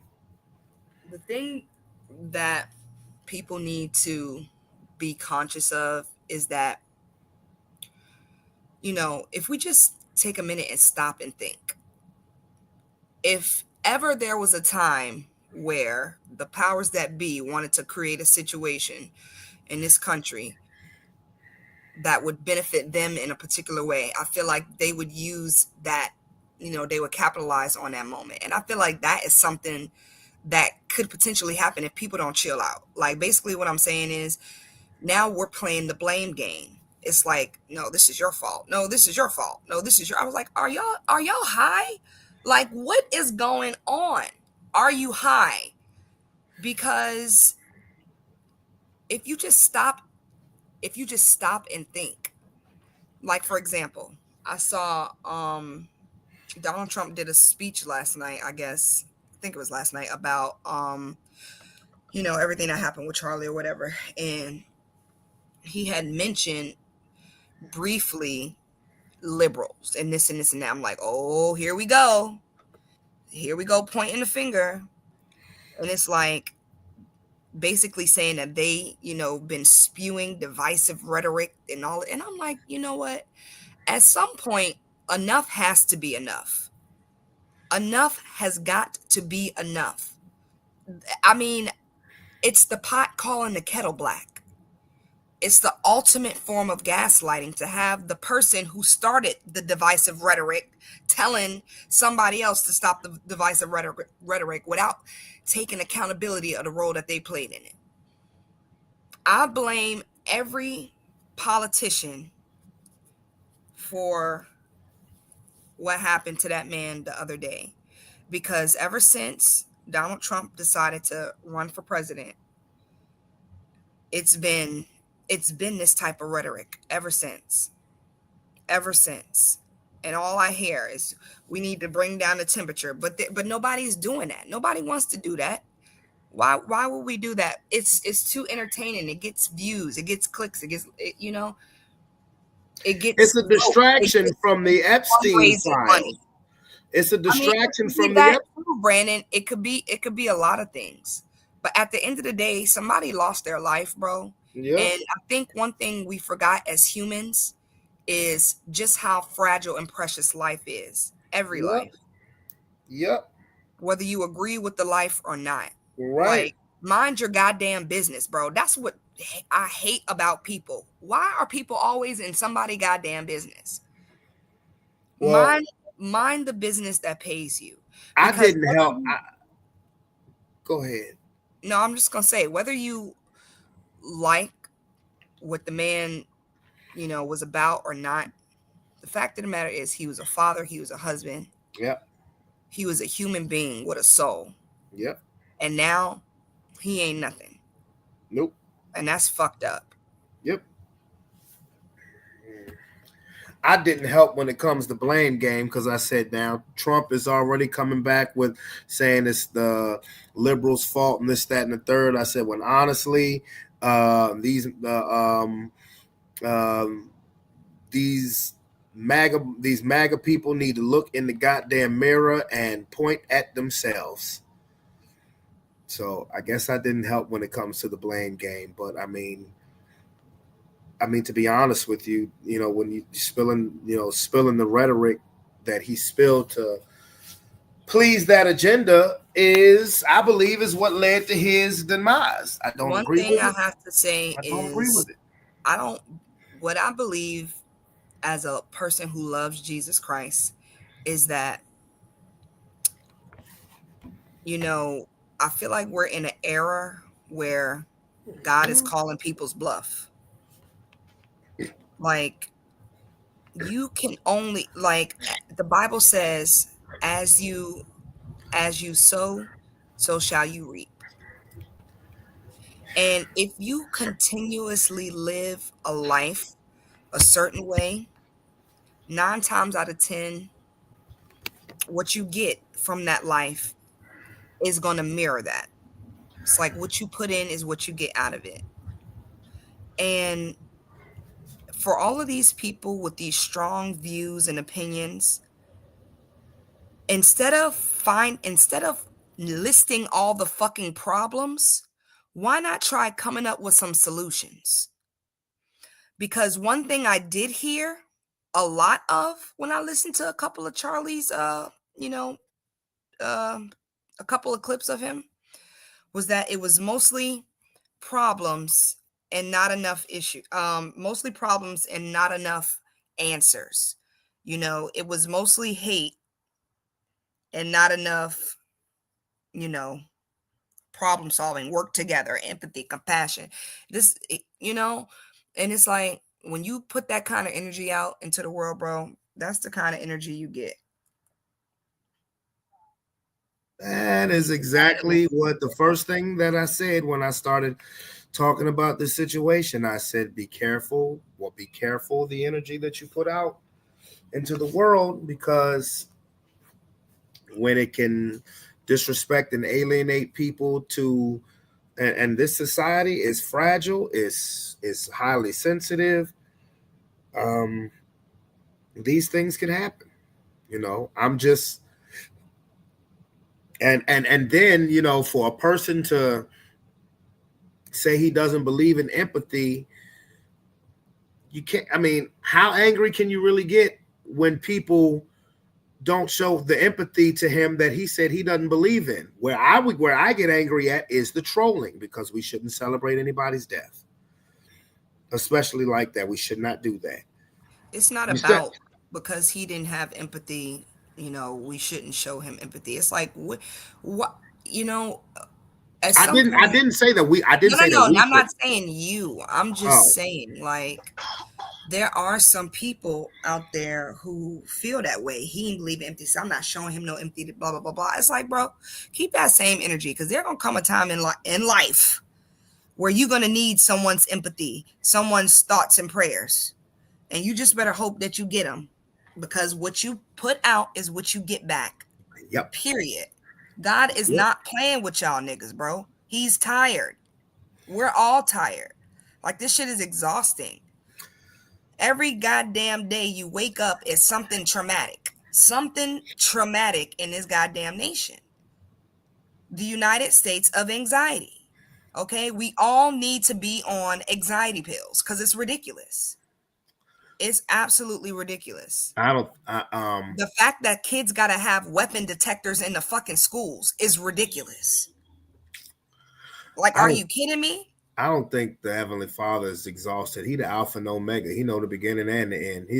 I think he just I'm watching. being facetious. What Oh, I'm saying yeah. is, God got his I popcorn. feel like it's a time. I feel like the time where people are starting to experience. I hate to say it like this, but like I said, as you sow, so shall you reap. A lot sooner. Like, a lot of times, people who are out here just sowing seeds of hate and destruction, they do it forever, forever, forever, forever, for generations, and spread it to their kids and generations and generations and generations. But I just feel like things are changing, and God, not man, because a lot of people like to take things into their own damn hands. I feel like, God didn't forget about the people who are here, who loves him, who are doing good, who are about community, who are about Absolutely. family and love. He didn't forget about that. God don't just leave us hanging like that. No, But it's not at not up all. to us to take matters into our own hand. This vigilante shit has got to fucking stop, nigga. If you want to go and be an assassin, sign up for the goddamn military. They looking for some people. A few good men. It's ridiculous. I saw a video on Instagram the other day. People can't even drive down the goddamn street because a bunch of niggas on the block with guns for no goddamn reason. Just because they looking at you, you want to pull your weapons out. Like, are you fucking serious? Get a job, nigga. Why the fuck are you standing in the middle of the street? And if That you don't have own? and if you don't have a job, how can you afford a gun? These niggas are crazy. You know? And when I say niggas, I mean anybody that's out here trying to sow chaos into the world. It's foolish. Very much so. Now, I came across this video not too long before I went live, and it's about Clifton Powell. You know who I'm talking about, right? I know who he is. Yes, Clifton Powell. And some not confessions, but some information that he was talking about. Since we're talking ish, we're talking a little controversy. Check this out.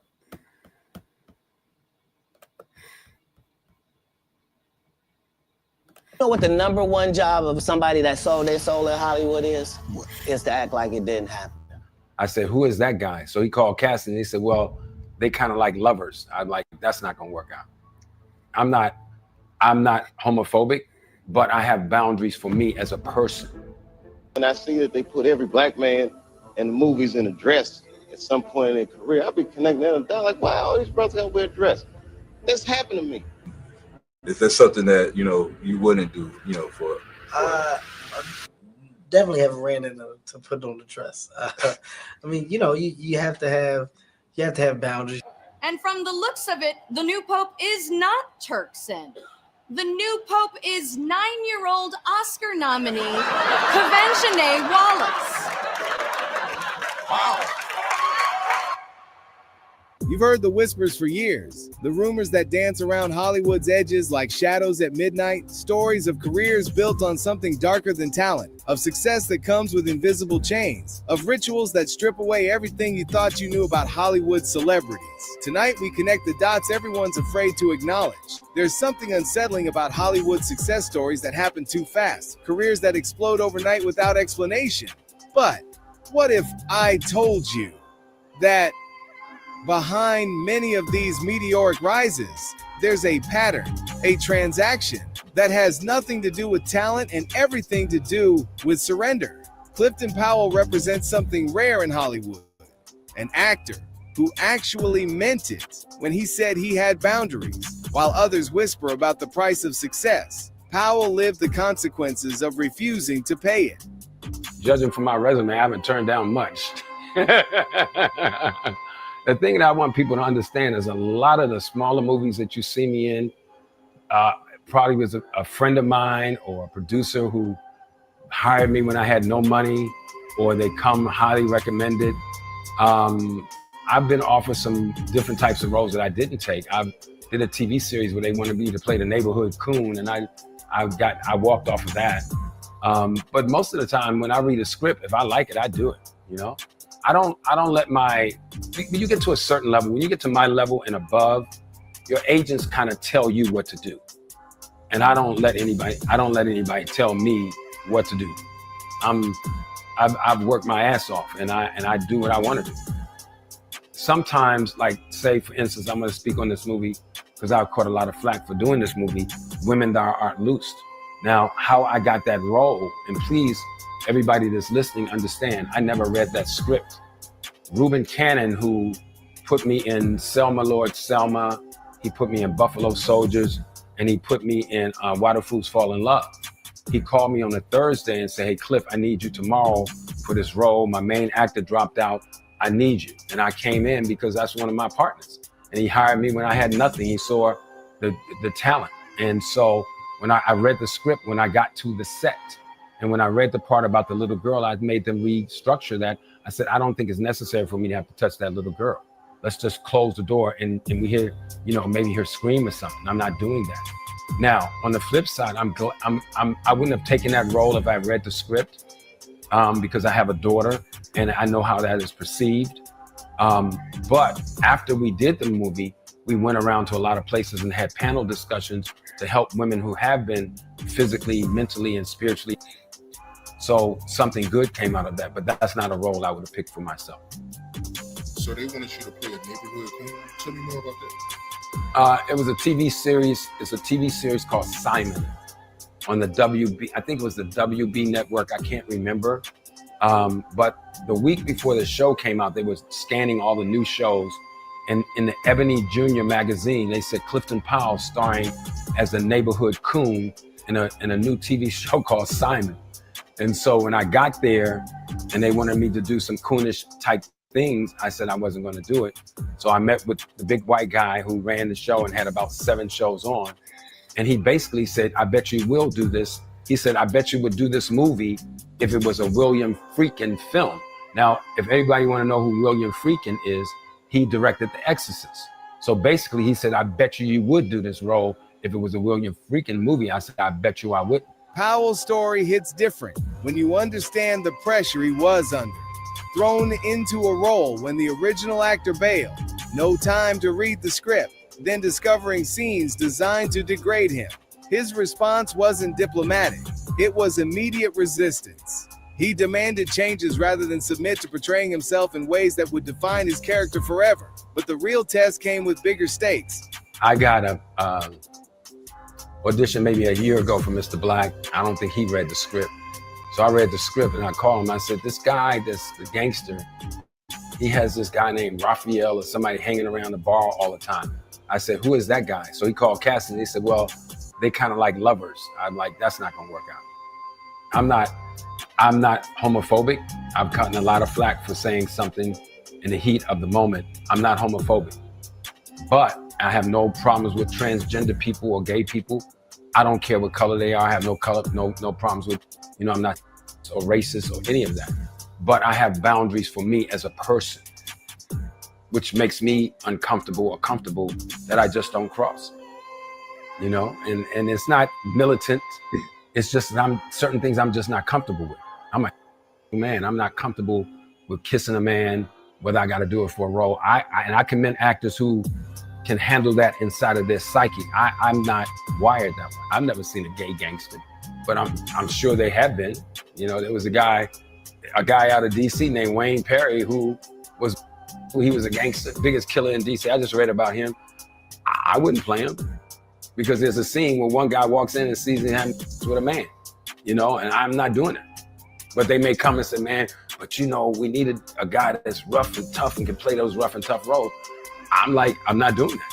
That's just me, So I don't necessarily, when I read something I don't like it, I don't give it a second thought. Just say I'm not doing it. A major film role with a massive payday. Powell himself mentions the potential millions involved. Money that could change your life and secure your future.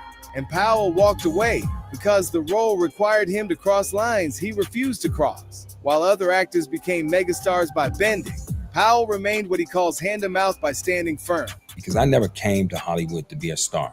I didn't have any plans to be in Hollywood. So nobody's going to force me to do anything. Nobody's going to dangle money in front of me to make me do anything. I'm my own person because it's not my, it wasn't my passion, but also the way I was raised. I grew up in the 60s in the middle of, the civil rights movement and with, teachers who were Black militants and who were revolutionaries, and they instilled in me a certain level of pride. And, and that doesn't deter me. That doesn't make me better than anyone else. It's just that I have a standard for myself that you can't force me to do anything, whether it's, paying me $50 billion a day. It's just not going to work. Powell's declaration reveals everything. He didn't come to Hollywood to become a star. He came with pride and principles intact, and no amount of money, not even hypothetically $50 billion a day, could make him compromise those beliefs. Powell's career limitations weren't due to lack of talent. They were the direct result of maintaining his integrity in a system that rewards submission and punishes resistance. Powell's individual resistance becomes even more remarkable when you understand the systematic machinery designed to break down actors and force compliance with Hollywood's most degrading demands. The casting couch isn't just about S, it's about psychological warfare. It's about identifying vulnerabilities and exploiting them until resistance becomes impossible. I used to work at the swap meet. I used to work at Covenant House. Anything surprising? No, it's not.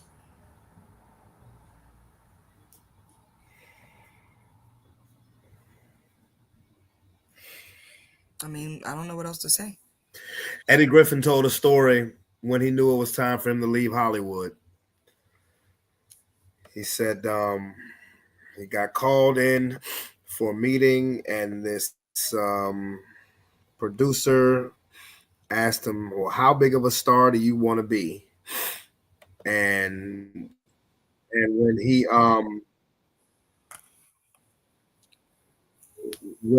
moved from his desk, he didn't have no pants. Wow. And Let he me ask said, you this that's question. when I knew. Huh? No, he said that's when What'd he knew what? He said that's when he knew knew what? it was time for him to leave Hollywood. I have a question. Mm-hmm.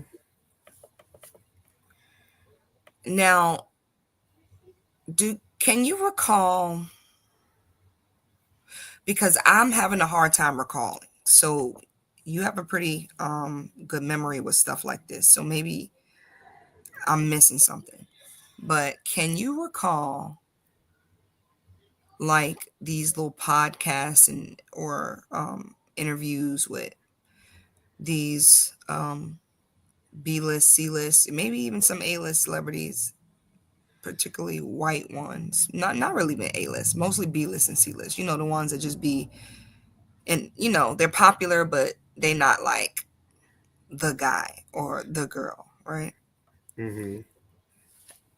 And I hate to bring it all to race, but I have a theory, and I'm just trying to. I need you to correct me if I'm wrong first before I go with my theory. So, you know, just like we saw Clinton Powell's, you know, situation or whatever the case may be. Do you recall any white actors experiencing stuff like that or being offered stuff like that, or that you can remember anyone talking about? You don't hear about it. You do not. Outside of Weinstein, and he was more or less a producer than an actor, you do not hear about that. You don't hear about that with DiCaprio, Brad Pitt, Tom Cruise, Matt Damon, Tom Hanks. You But do what about not hear. like the B-list actors? Like, you know what I mean? Like the Yeah, people who were in the, you know, the funny movies and I know, you know, the I Know What You Did. Like some of those were big stars in the moment, but they're not like Brad Pitt, Tom Cruise, you you do know, not hear Holly about Berry, you Angelina. don't hear about that with them. You don't. And I've thought about that exact same thing. So I thought about that exact same thing. That's I'm just things that trying to make figure things out. that make you go, right? I'm just trying to figure out, and this is just my theory because I don't know, you know, like I told y'all before, I love my black people, and for some reason, I just feel like the world is always conspiring against us. So when it comes to, and a lot of times I'm right. I'm not even trying to be funny. Like a lot of times my theories are right because not all the time. But like in particular, like I just saw something on the news, and it's totally irrelevant to what we're about to talk about. But I saw something on the news about this mysterious fog that the government was pumping into this one black neighborhood, and now the people, you know, a bunch of people got sick, some people died, people got cancer, and this and that. And I'm just like, like.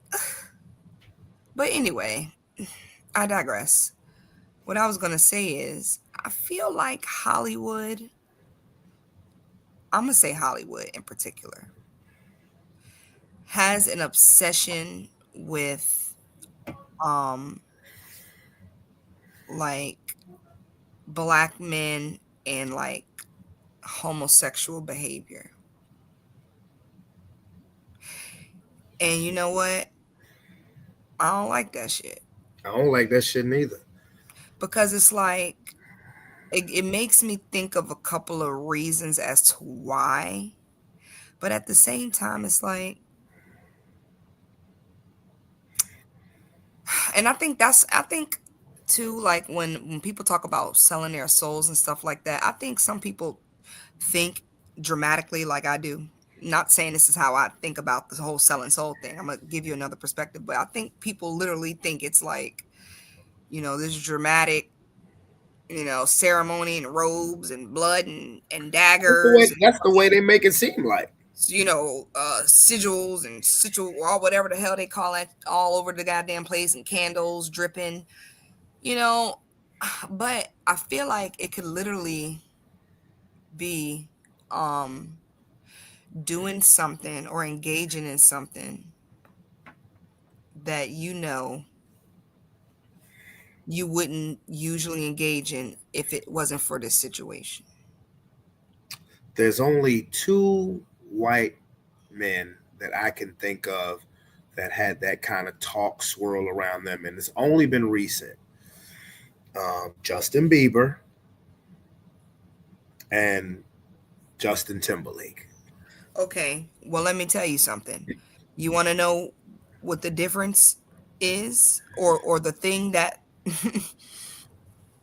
the thing that makes them, honestly, I'm trying to articulate my thoughts without being offensive. Okay, so Man, it's Sports Plus Life Justin talking Timberlake ish. and Justin Bieber hang around black people. Like they built Oh, their whole, because if they you built didn't their whole, you know what I'm saying? if They you built didn't their say it, I was gonna say it. I was trying to say it nice. Like I was trying to figure out a good way to say it. If you ain't say it, I damn sure was gonna say it. They hang around Negroes. Exactly. So that's why, you know what I'm saying? They had sauce on them. You know what I'm saying? So it makes sense. But if let's say that this is the agenda against a black community in Hollywood, and you got white people hanging around with predominantly the black people in Hollywood that are, they would find themselves in those situations by default, right? Be careful, Teddy By Swims. circumstance. Be careful, Teddy Swims.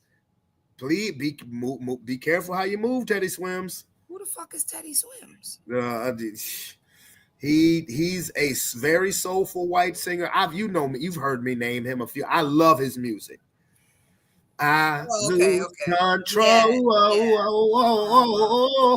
Then he did that song with Giveon. Are you?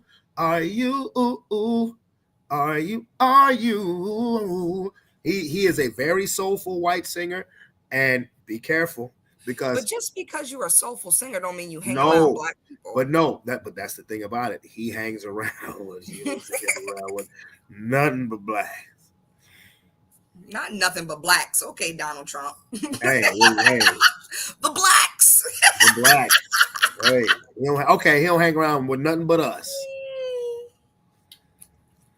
He don't hang around with nothing but us.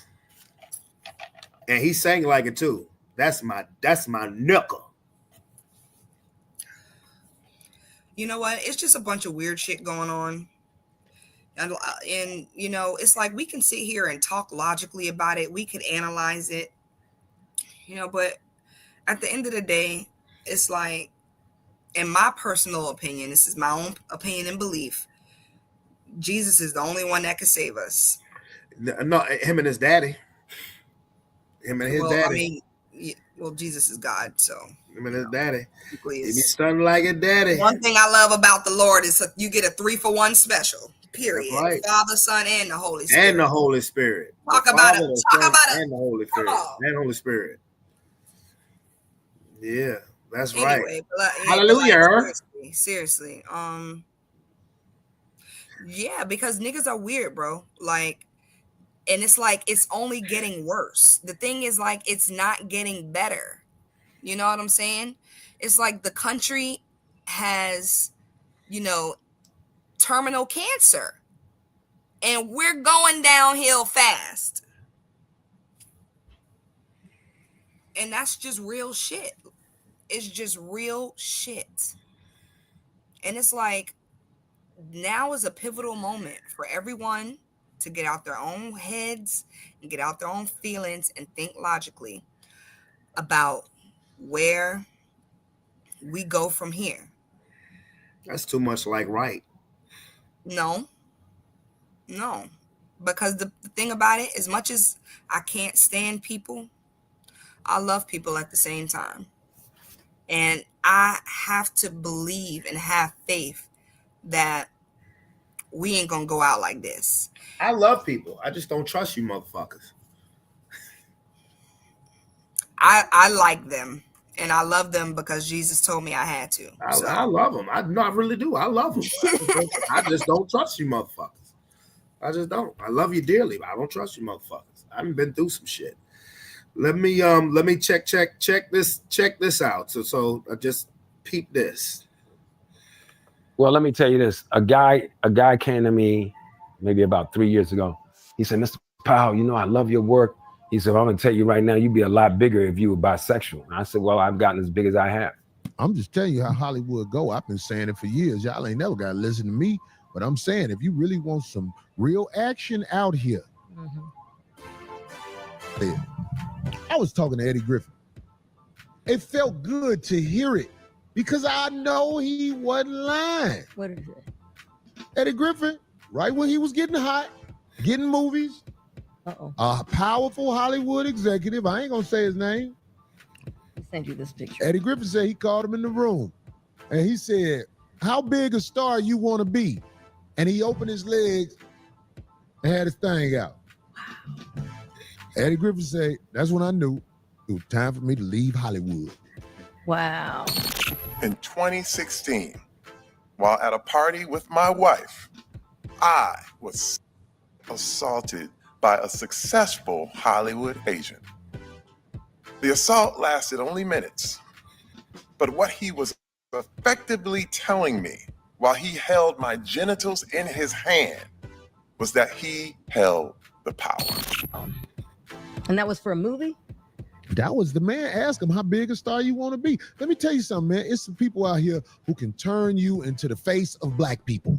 But do that shock you? See, back then. Hell yeah, that shocked me when you hear Will Smith and them getting 20 million a film and like that. Like, Man. come on, But not their first ones. Not their first. See, that's what I'm saying. Will see? Smith, them man, they look like And them he opened baby the birds floodgates. when it's getting fed. Oh, God. And that opened the floodgates. Remember, not a lot of no. I'm gonna have to explain to Elizabeth about the money and calm her. She gets so nervous. Hey, Paul, come on, stop that. I was wondering if I could. Man, I don't do things like that. I made it to the middle. The top is another whole set of stuff that you got to deal with on every level that I'm not willing to do. So, and they don't let strong Kunta Kinte like me get to the top. It just doesn't happen without some compromise. And I'm not willing to do that, but I never knew that. You can say what you want. I don't believe Eddie Griffin out there getting down like them people getting down, because them people getting down, they doing all kinds of wonderful things. Why do you think Dave Chappelle left the Chappelle Show? Nobody would know better than Dave, so I'd break it down this simple, because I had those feelings when I was on the Malcolm and Eddie show.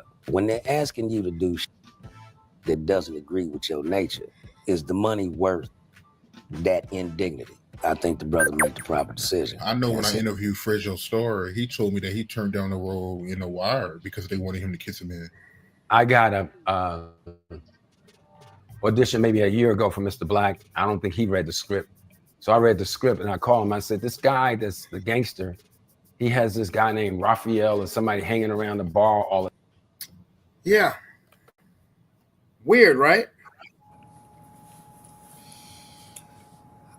I mean, if that's what you want to call it, it's just...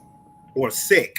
I'm going to be honest. I don't understand why there aren't more reports of people getting their ass whipped at these parties. Because I'm going to be honest, and I'm not a man, but, for shits and giggles, if I was a actor in Hollywood trying to make it big, and I go to a party and somebody grabs my balls, bro. For minutes. He said, even though it only lasted for minutes. minutes? Bruh. I have to beat your ass and hide the Bible if God watching. Real talk. Because what the you held on to his balls? Did he say his wife was there? His wife was there. So you held on to my nuts in front of my chick. And as a man, I did nothing. I don't understand. As this big ass man, he didn't drop his ass down to the ground. Because you're a powerful Hollywood agent. Give a fuck. Instead, you sitting here would be a talking to powerful, Congress fucked up about it. Hollywood agent. I can't. It's like, bro, I can't deal with this shit. You know what I'm saying? It's not rocket science. It's like, you know, some people have morals, some people don't. Some people are, you know, will not do certain things because of, you know, their personal beliefs or whatever. Some people will do whatever the fuck you ask them to do. For It's the love of money. And you know what? It's the sad reality. It's the sad reality. But one thing I think would be a really good change. It's kind of like, you know how so for example, you know how back in the day before there was like YouTube and stuff like that, when you got your entertainment news, it was mostly from, you know, ET or, you know, something on MTV. The entertainment section in the newspaper. Exactly. Right? Exactly. From these, you know, giant corporations that are paid and, you know, have incentives and whatever the case may be to print whatever story is necessary. But now that's not the case. Everybody and their mama is a goddamn journalist at this point. Like, well, the only problem with, and that was a simpler time, and I mean, hell, I can say it a happier time. The only problem, Jet wait, Magazine. no, I'm not finished though. I was trying to make a point. Okay, go ahead. Yep. Jet Magazine, all of that kind of stuff. So it's like nowadays people don't have to go the mainstream route in order to have their voices heard, in order to be successful. Like people, like examples in the music industry, a lot of artists are huge and they're not signed to major labels. A lot of these streamers are huge, they're not with no, you know, major media corporation. And to be honest, I think Hollywood should operate the same. It's like you got to start cutting the cancer out at this point. You know, this type of shit is going on in these places. Remove yourself from these places, link up with people who think like you think, and build your own shit. Like it's like people need to start thinking outside the box. We don't need these people to be successful. I mean, the internet itself has shown that you don't have to do things the traditional route anymore in order to be successful. So the fact that, you know, we still got niggas grabbing people's balls at parties, you know, for film roles is very strange to me. Like, why are you subjecting yourself to that? You already know what you're signing up for. Okay. Now, you already know what you're signing up for. Now, I have to let you in on a little something. I don't know if I want to be let in. What is it? That shit, the shit stream, the shit has trickled down to YouTube as well. All of the large streamers, the large platform streamers. Oh, the major companies. Well, yeah, obviously. The major companies are in on it and or are getting in on it. Why do you think YouTube has become so damn filtered? Okay, well, maybe YouTube isn't a good example, but there are big people on TikTok. The YouTube streamers, it's trickled down, you know, because people now will sell their soul to be an influencer. People will sell their souls for not for 1 million records sold, for 1 million subscribers or for 1 million views, because that generates because streaming is more popular now than mainstream television. Oh yes, it has touched the land of the tube, unfortunately. Because instead of selling their soul for $1 million or 1 million sold records, they'll sell their soul for 1 million thumbs up, for 1 million subs. It's just a never-ending cycle. And if you get to the hundreds of thousands of subs, that's when you are definitely under somebody's radar, because you are generating a check without any kind of sponsorship. And then they'll sponsor you, and the larger you get, then what they will try to do is move you, especially if you're not already famous. It's easier for people who already like athletes, who can fund themselves. It's easier for them. They don't have to go through the same type of bullshit. But for people like you and me, you know, once you get a sponsor and you continue to grow more and more and clicks and likes, then what they try to do, they'll have more major sponsors coming for you, thus them now doing it in the middle of a video. When you get YouTube Premium thinking you're getting rid of that shit, they'll just find a way to do it. Or they'll try to move your show to a mainstream network, and it'll be on mainstream and YouTube like a Pat McAfee.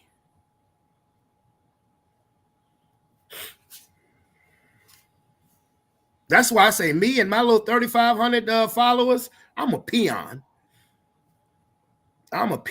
And but see, the difference with YouTube is that, you know, like okay, you know how they say if you say no to them, you know, you can only get to a certain point. Like if you say no to that sounds ridiculous. No, I'm serious. Yeah, but you know what that sounds like to me? You remember that movie, The Skeleton Key? Mm-hmm. When it was like, voodoo only works if you believe in it. Like, I'm dead ass. Like, that's what it sounds like to me. Like, I don't believe that. I truly don't believe that. If you turn down but so many sponsors, what happens is they try to take you out the algorithm. Well, they try to limit your algorithm. They won't push your videos like that. See me, honestly, I'm not even trying to be funny. I'm a rare case because, you know, my page isn't, I can't make any money off of my page because of the copyright shit, which YouTube makes it damn near impossible to recover from. But somehow, some way, I'm still, my page is still progressing. I can't profit from it, so they don't give a fuck. You know what I'm saying? So they don't give a fuck because they're profiting off of me, actually. That's what it is. They're profiting off of me. I'm making them free money. I mean, that's what it is.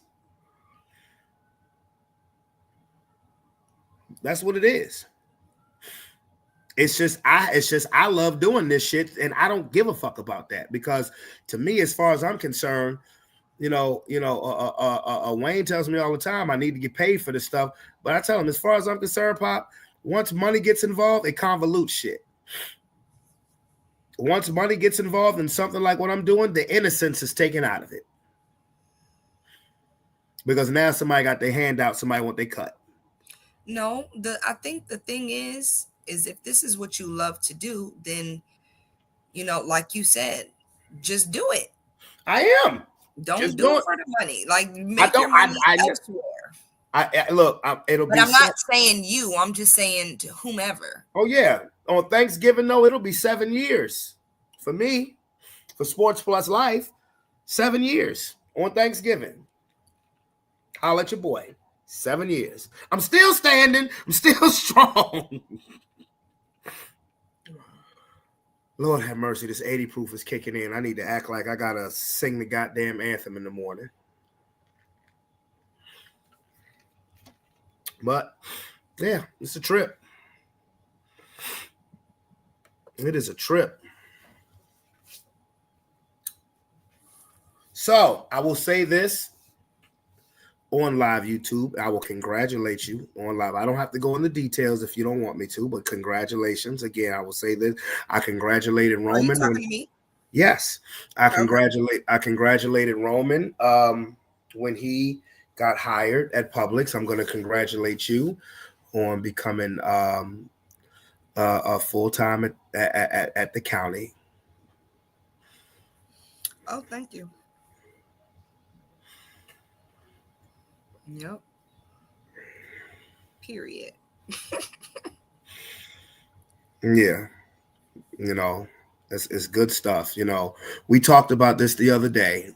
We talked about just the goodness and the graciousness of the Heavenly Father and His wonderful Son, and that the way and that they move on their watch with their agenda, because what we thought, we wanted, and what we thought we need, what we thought we knew we wanted, we had no idea. We had no idea the avenue, and it's a story that's not finished being written yet by no means. But when I think about the, the last 10, 15 years, from a professional standpoint, I'd have never thought. I'd have never thought, because, coming out of Highland Springs and being with After Hours Productions, and being on a compilation album and performing and things like that, I thought it was one avenue for me to be successful in life. You sound like Trey Songz right now. Well, I'm just being, well, hey, that's Cuzzo. But honestly, I really felt like that, and it's crazy. It's crazy. Like, if you'd have told me 15 years ago that I'd be doing what I'm doing now, I'd be like, get the fuck out of here. 10 years ago, I'd probably be like, But 15 years ago, I'd be like, there's no way. And you never know what plans the Heavenly Father has. We think we got it all figured out, and we don't have a clue. And but I can still do the thing that I believe I'm best at, on a scale that's necessary, on a scale that, at least to this point, doesn't have to be convoluted or any of these nasty stories that you're hearing about. And I'm grateful for that. I've never made a penny. And the funny part is, the part that I really laugh at, and it's the only reason why I keep this shit up here, is because I make jokes about it, is I got my Cash App sign on my display name. Because YouTube, I can't monetize technically off YouTube. I got my Cash App shit. It's on there really to be funny, because you don't hear me coming on here saying, hit the like button, donate, yada, yada, yada. Yeah, but what you should do is you should start a Patreon. I can't. That way people can be like monthly subscribers. I don't think I can do that until I get off of my suspension. Look, every time you're always suspended. Like, well, when I say suspension, it's the reason why I can't monetize. That's it. Yeah, but Patreon don't have nothing to do with YouTube. Oh, okay. Well, I'll look into that. Anyway, niggas is crazy. Would my 5 people who are watching join my Patreon if I started one? Like, honestly, and I don't think about that, because it ain't about money with me. Okay, well, you the one that brought it up. I'm just saying, I said that because I think that shit is funny to me, honestly.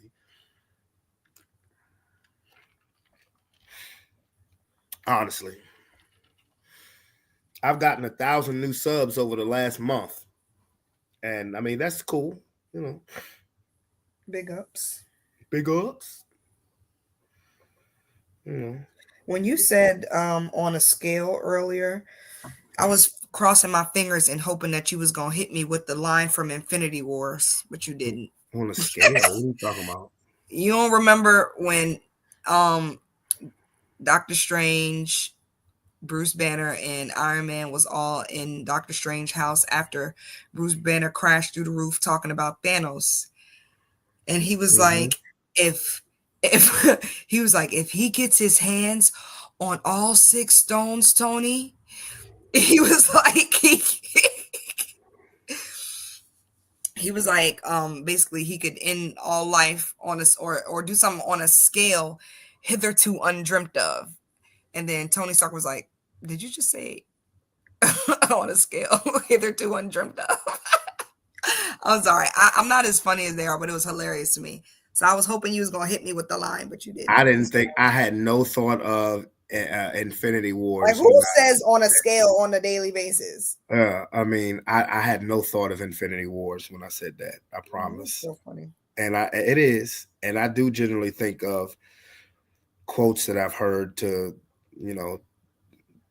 depending on the situation. But no, I'm sorry. Forgive me. Speaking of which, though, I didn't know that at the end of the new Fantastic Four movie, there was like, a post-credit scene that apparently showed, and this is a spoiler alert to anybody who hasn't seen the movie. I haven't seen the movie, but like Dr. Doom interacting with Reed's son. But you can't see his face. You just see the mask and the green cloak or whatever the case may be. Oh, they're doing that to replace whatchamacallit, Jonathan Major's character in Ant-Man. And I really would have liked to seen how that would have played out. Yeah, but to be honest, that whole era was a little lame to me anyway. So the Ant-Man movie I loved the last Ant-Man movie. It was all right. I would have loved to seen how that played out. Because it was you saw in the post credits, it was thousands of this nigga. It just seemed a little different from because he was a what's the thing? He was a dimension jumper. But the thing is, wasn't his character first introduced in Loki, right? So yeah, I was like, I like that trajectory. But I felt like in Ant-Man, it didn't feel, I don't know, it just felt weird. I didn't like it. That's really where I didn't say he wasn't good. Like, Jonathan Majors is a good actor. Like, I'm not saying he wasn't good, but to be honest, I was bored. I was like, boo, no, we don't care. I was the opposite. I wanted to see where this was going, because especially when the first time in the movie, when he came across Ant-Man, he was like, haven't I killed you already? And it's because in another dimension, in another multiverse, he had, and this is strictly based on the comic books, in another multiverse, he had killed the Avengers. And I really wanted to see how that was going, how they were going to spin that one. No, we don't care about that. But if you can bring back Robert Downey Jr. as Dr. Doom, you can bring back Chris Evans as Captain Motherfucking America. No, we don't need him either. We already got Captain America. Not saying, I'm gonna be honest, like Anthony Mackie. Don't be hating on Anthony Mackie as Captain America. Don't be hating on him. Mm-mm. I'm not hating. It's just but you're hating. But you're hating. I'm not. It's just that. But you're hating. God. It's like I can't take him serious. I want to, no. but I can't. Anthony Mackie been in the Marvel universe, been in the MCU. I just can't take him serious. Like, I'm gonna be honest, I did not really like the last Captain America movie. It was not, and you know me. I told you that. I told you that after it was over. It was meh. Like, I enjoy. You know what? I enjoyed it because I know the phase that we're in. We're not in the phase 1 or phase 2 that we grew to love. That was so, that was easily to attach to. that phase is over. So this new era of this new era. Well, this new era of Captain America is going to bring new characters, new heroes, and stuff like that. Like Endgame was it was exactly. his acting. Oh, That's well, what don't have none. I mean, to be honest, the storyline was a little whack to me too. Because let me tell you something. First of all, they gave too many spoiler alerts in the trailer. We should have that's a not. problem that Hollywood has. No, we should have not known that the president was going to turn into Red Hulk until he turned into Red Hulk. I agree with that. Like, why would you be showing that all through the trailer and all that? I agree with that. Did it, you know why they probably did it? They probably did it to get niggas to come see it. Marketing. No, to get niggas to come see it. No, not even that. I'm talking about like for merch, for like to sell buckets and cups and T-shirts leading up to the movie because they didn't know if it was going to do good. But did it do good? It did good. Okay, well, I guess they got their money's worth. But that's been. Did you ever watch Thunderbolts? Don't do that to me. I like a good surprise in my Marvel. Did you ever watch Thunderbolts? Did I? Oh yeah, I watched it. Yeah, I watched it. Mm-hmm. The New Avengers. That's funny. I was like, it kept me watching it, but it was just something about it that I didn't see. And eventually you like the guy who played, what would they call him? Legend? What was his name? I don't know. The guy who turned everybody into like shadows. Oh, Bob. Yeah, I know Bob, but what was the name they called him? Like his super villain name. I don't know. Anyway, it's like. Yeah, I mean, Captain America: The Brave New World. It more than doubled its budget. So that's seen as that financially is, of course, it didn't make $1 billion the way that Captain America Civil War did. But the very first Captain America with Steve Rogers, made about the same. They did about the same numbers. And the budget was $180 million. It made over $415 million. So when you more than double the budget, it's not seen as a box office bust. It's seen as a success. Marvel is boring me, and I'm depressed about it. I mean, matter of fact, Captain America, the new one, which is Anthony Mackie's first movie as official Captain America, made more money than the first Captain America with Chris Evans in it. Well, God bless him. So, I mean. But I didn't like it. So, that's just my personal opinion. Some people might, Some people may have loved it. I was, I was just more like, it was entertaining. Would I go and buy the DVD? No, unless I was just trying to have the collection of the Marvel movies. I watched it on Disney Plus when it first was released. I watched it once. You don't need to watch it again unless I'm bored. Just like I watched Thunderbolts once. I don't need to watch it again, but I tell you the movie that I am happy that I watched and that I bought and that I will continue to watch whenever I feel like it, and that's Deadpool and Wolverine. Can't wait till that fucking sequel comes out. I guess. That movie. You can never really mess with Deadpool. I'm gonna be honest. I was gonna say that movie was Ryan Reynolds. Even though I don't like him as a human being, he is a funny guy. And then the fact that they brought back Blade, and Channing Tatum as Gambit was just hilarious. Today I'm gonna make a name for myself.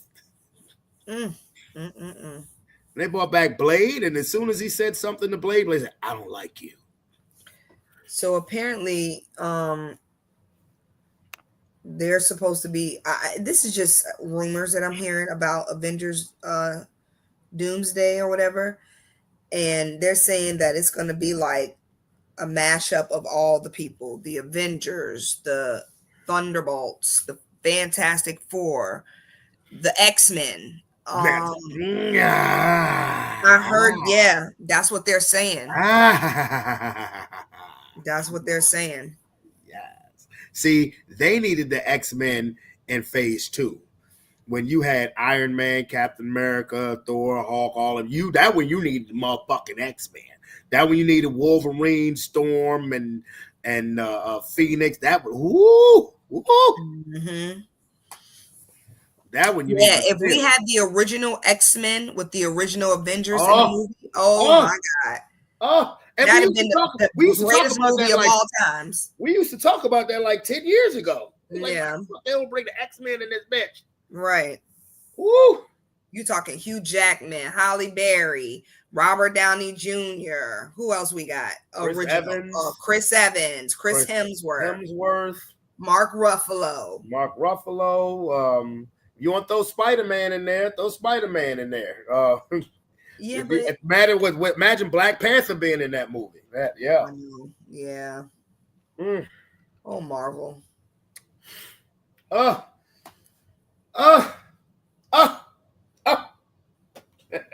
Anyway,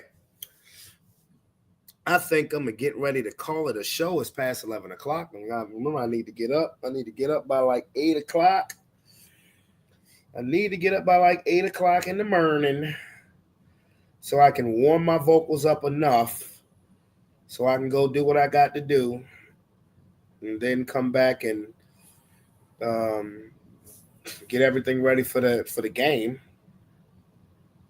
So, yeah, I think that, as a matter of fact, let me set my alarm, knowing damn well what time I'm gonna wake up. I'm gonna set my alarm for 7:45. Okay. I want to say something real quick though. Okie dokie. Just on my alien extraterrestrial stuff. So I don't know if y'all know, but Congress had another UFO hearing the other day. And they showed a video of this thing, some orb. It looked like an orb of some sort flying real fast, and they shot a missile at it. And the missile hit the object. It looked like a couple of okay, so imagine if you I'm trying to see like best describe what it looked like. So imagine, okay, so let's say for example, you know what a lava lamp looks like, right? Mm-hmm. You know, like the chunks of lava that bubble up on the inside. That's kind of what the pieces look like that flew off this thing. So when the missile hit it, it wobbled and reoriented itself like that. It never lost stride. Like it just flipped, but it kept going in the same direction. A few pieces flew off of it, but then the pieces reattached to the original whole piece while they were still flying. It was insane. It was insane. So I just thought that was a really interesting video. If y'all haven't seen it, go check it out. It's a very cool video. I think honestly, it's probably, you know what I think this is? Because I don't know if I'm buying this shit that they're selling, but I think this might be a part of Project Blue. You fill in the blank because you said YouTube be acting stupid, so I'm not gonna say the whole name, but just look up Project Blue, and the letter starts with B and rhymes with scene. Okay, so take a look at that if you get a chance. But this is what it kind of sound like to me, because it's like now all of a sudden we haven't, not all of a sudden, but like literally in the last 12 months or 12 and a half months, we've been having like congressional hearings about UFOs and witness testimony and videos and this and this and that. And I'm like, I don't trust y'all niggas. Y'all got something up y'all sleeve, bro. And if the conspiracy theories are correct, this is probably what's up their sleeve, which is the Project Blue B word that I told y'all about. So go check it out. Now this has been I would like to think that this has been a very informative show, but it has been very serious. And y'all know me, got to bring it back before I leave. Got to bring it back. Boss's ass. That's what happened. Don't belong on your head. I would enact legislation that you can't have braids if you work in a hospital. You're standing there trying to give the patient an IV and your hair is dropping in their mouth. They can't breathe, their eyes are open, chewing on your hair. Don't know what happened to them. You can't have braids and false hair, horse hair in the hospital. Horse hair don't belong in the hospital. Horse hair don't belong in the restaurants. Horse hair don't belong in the schools. Horse hair don't belong in the horse hair belong on the horse's ass. That's where it belongs. Don't belong on your head. I'm sorry.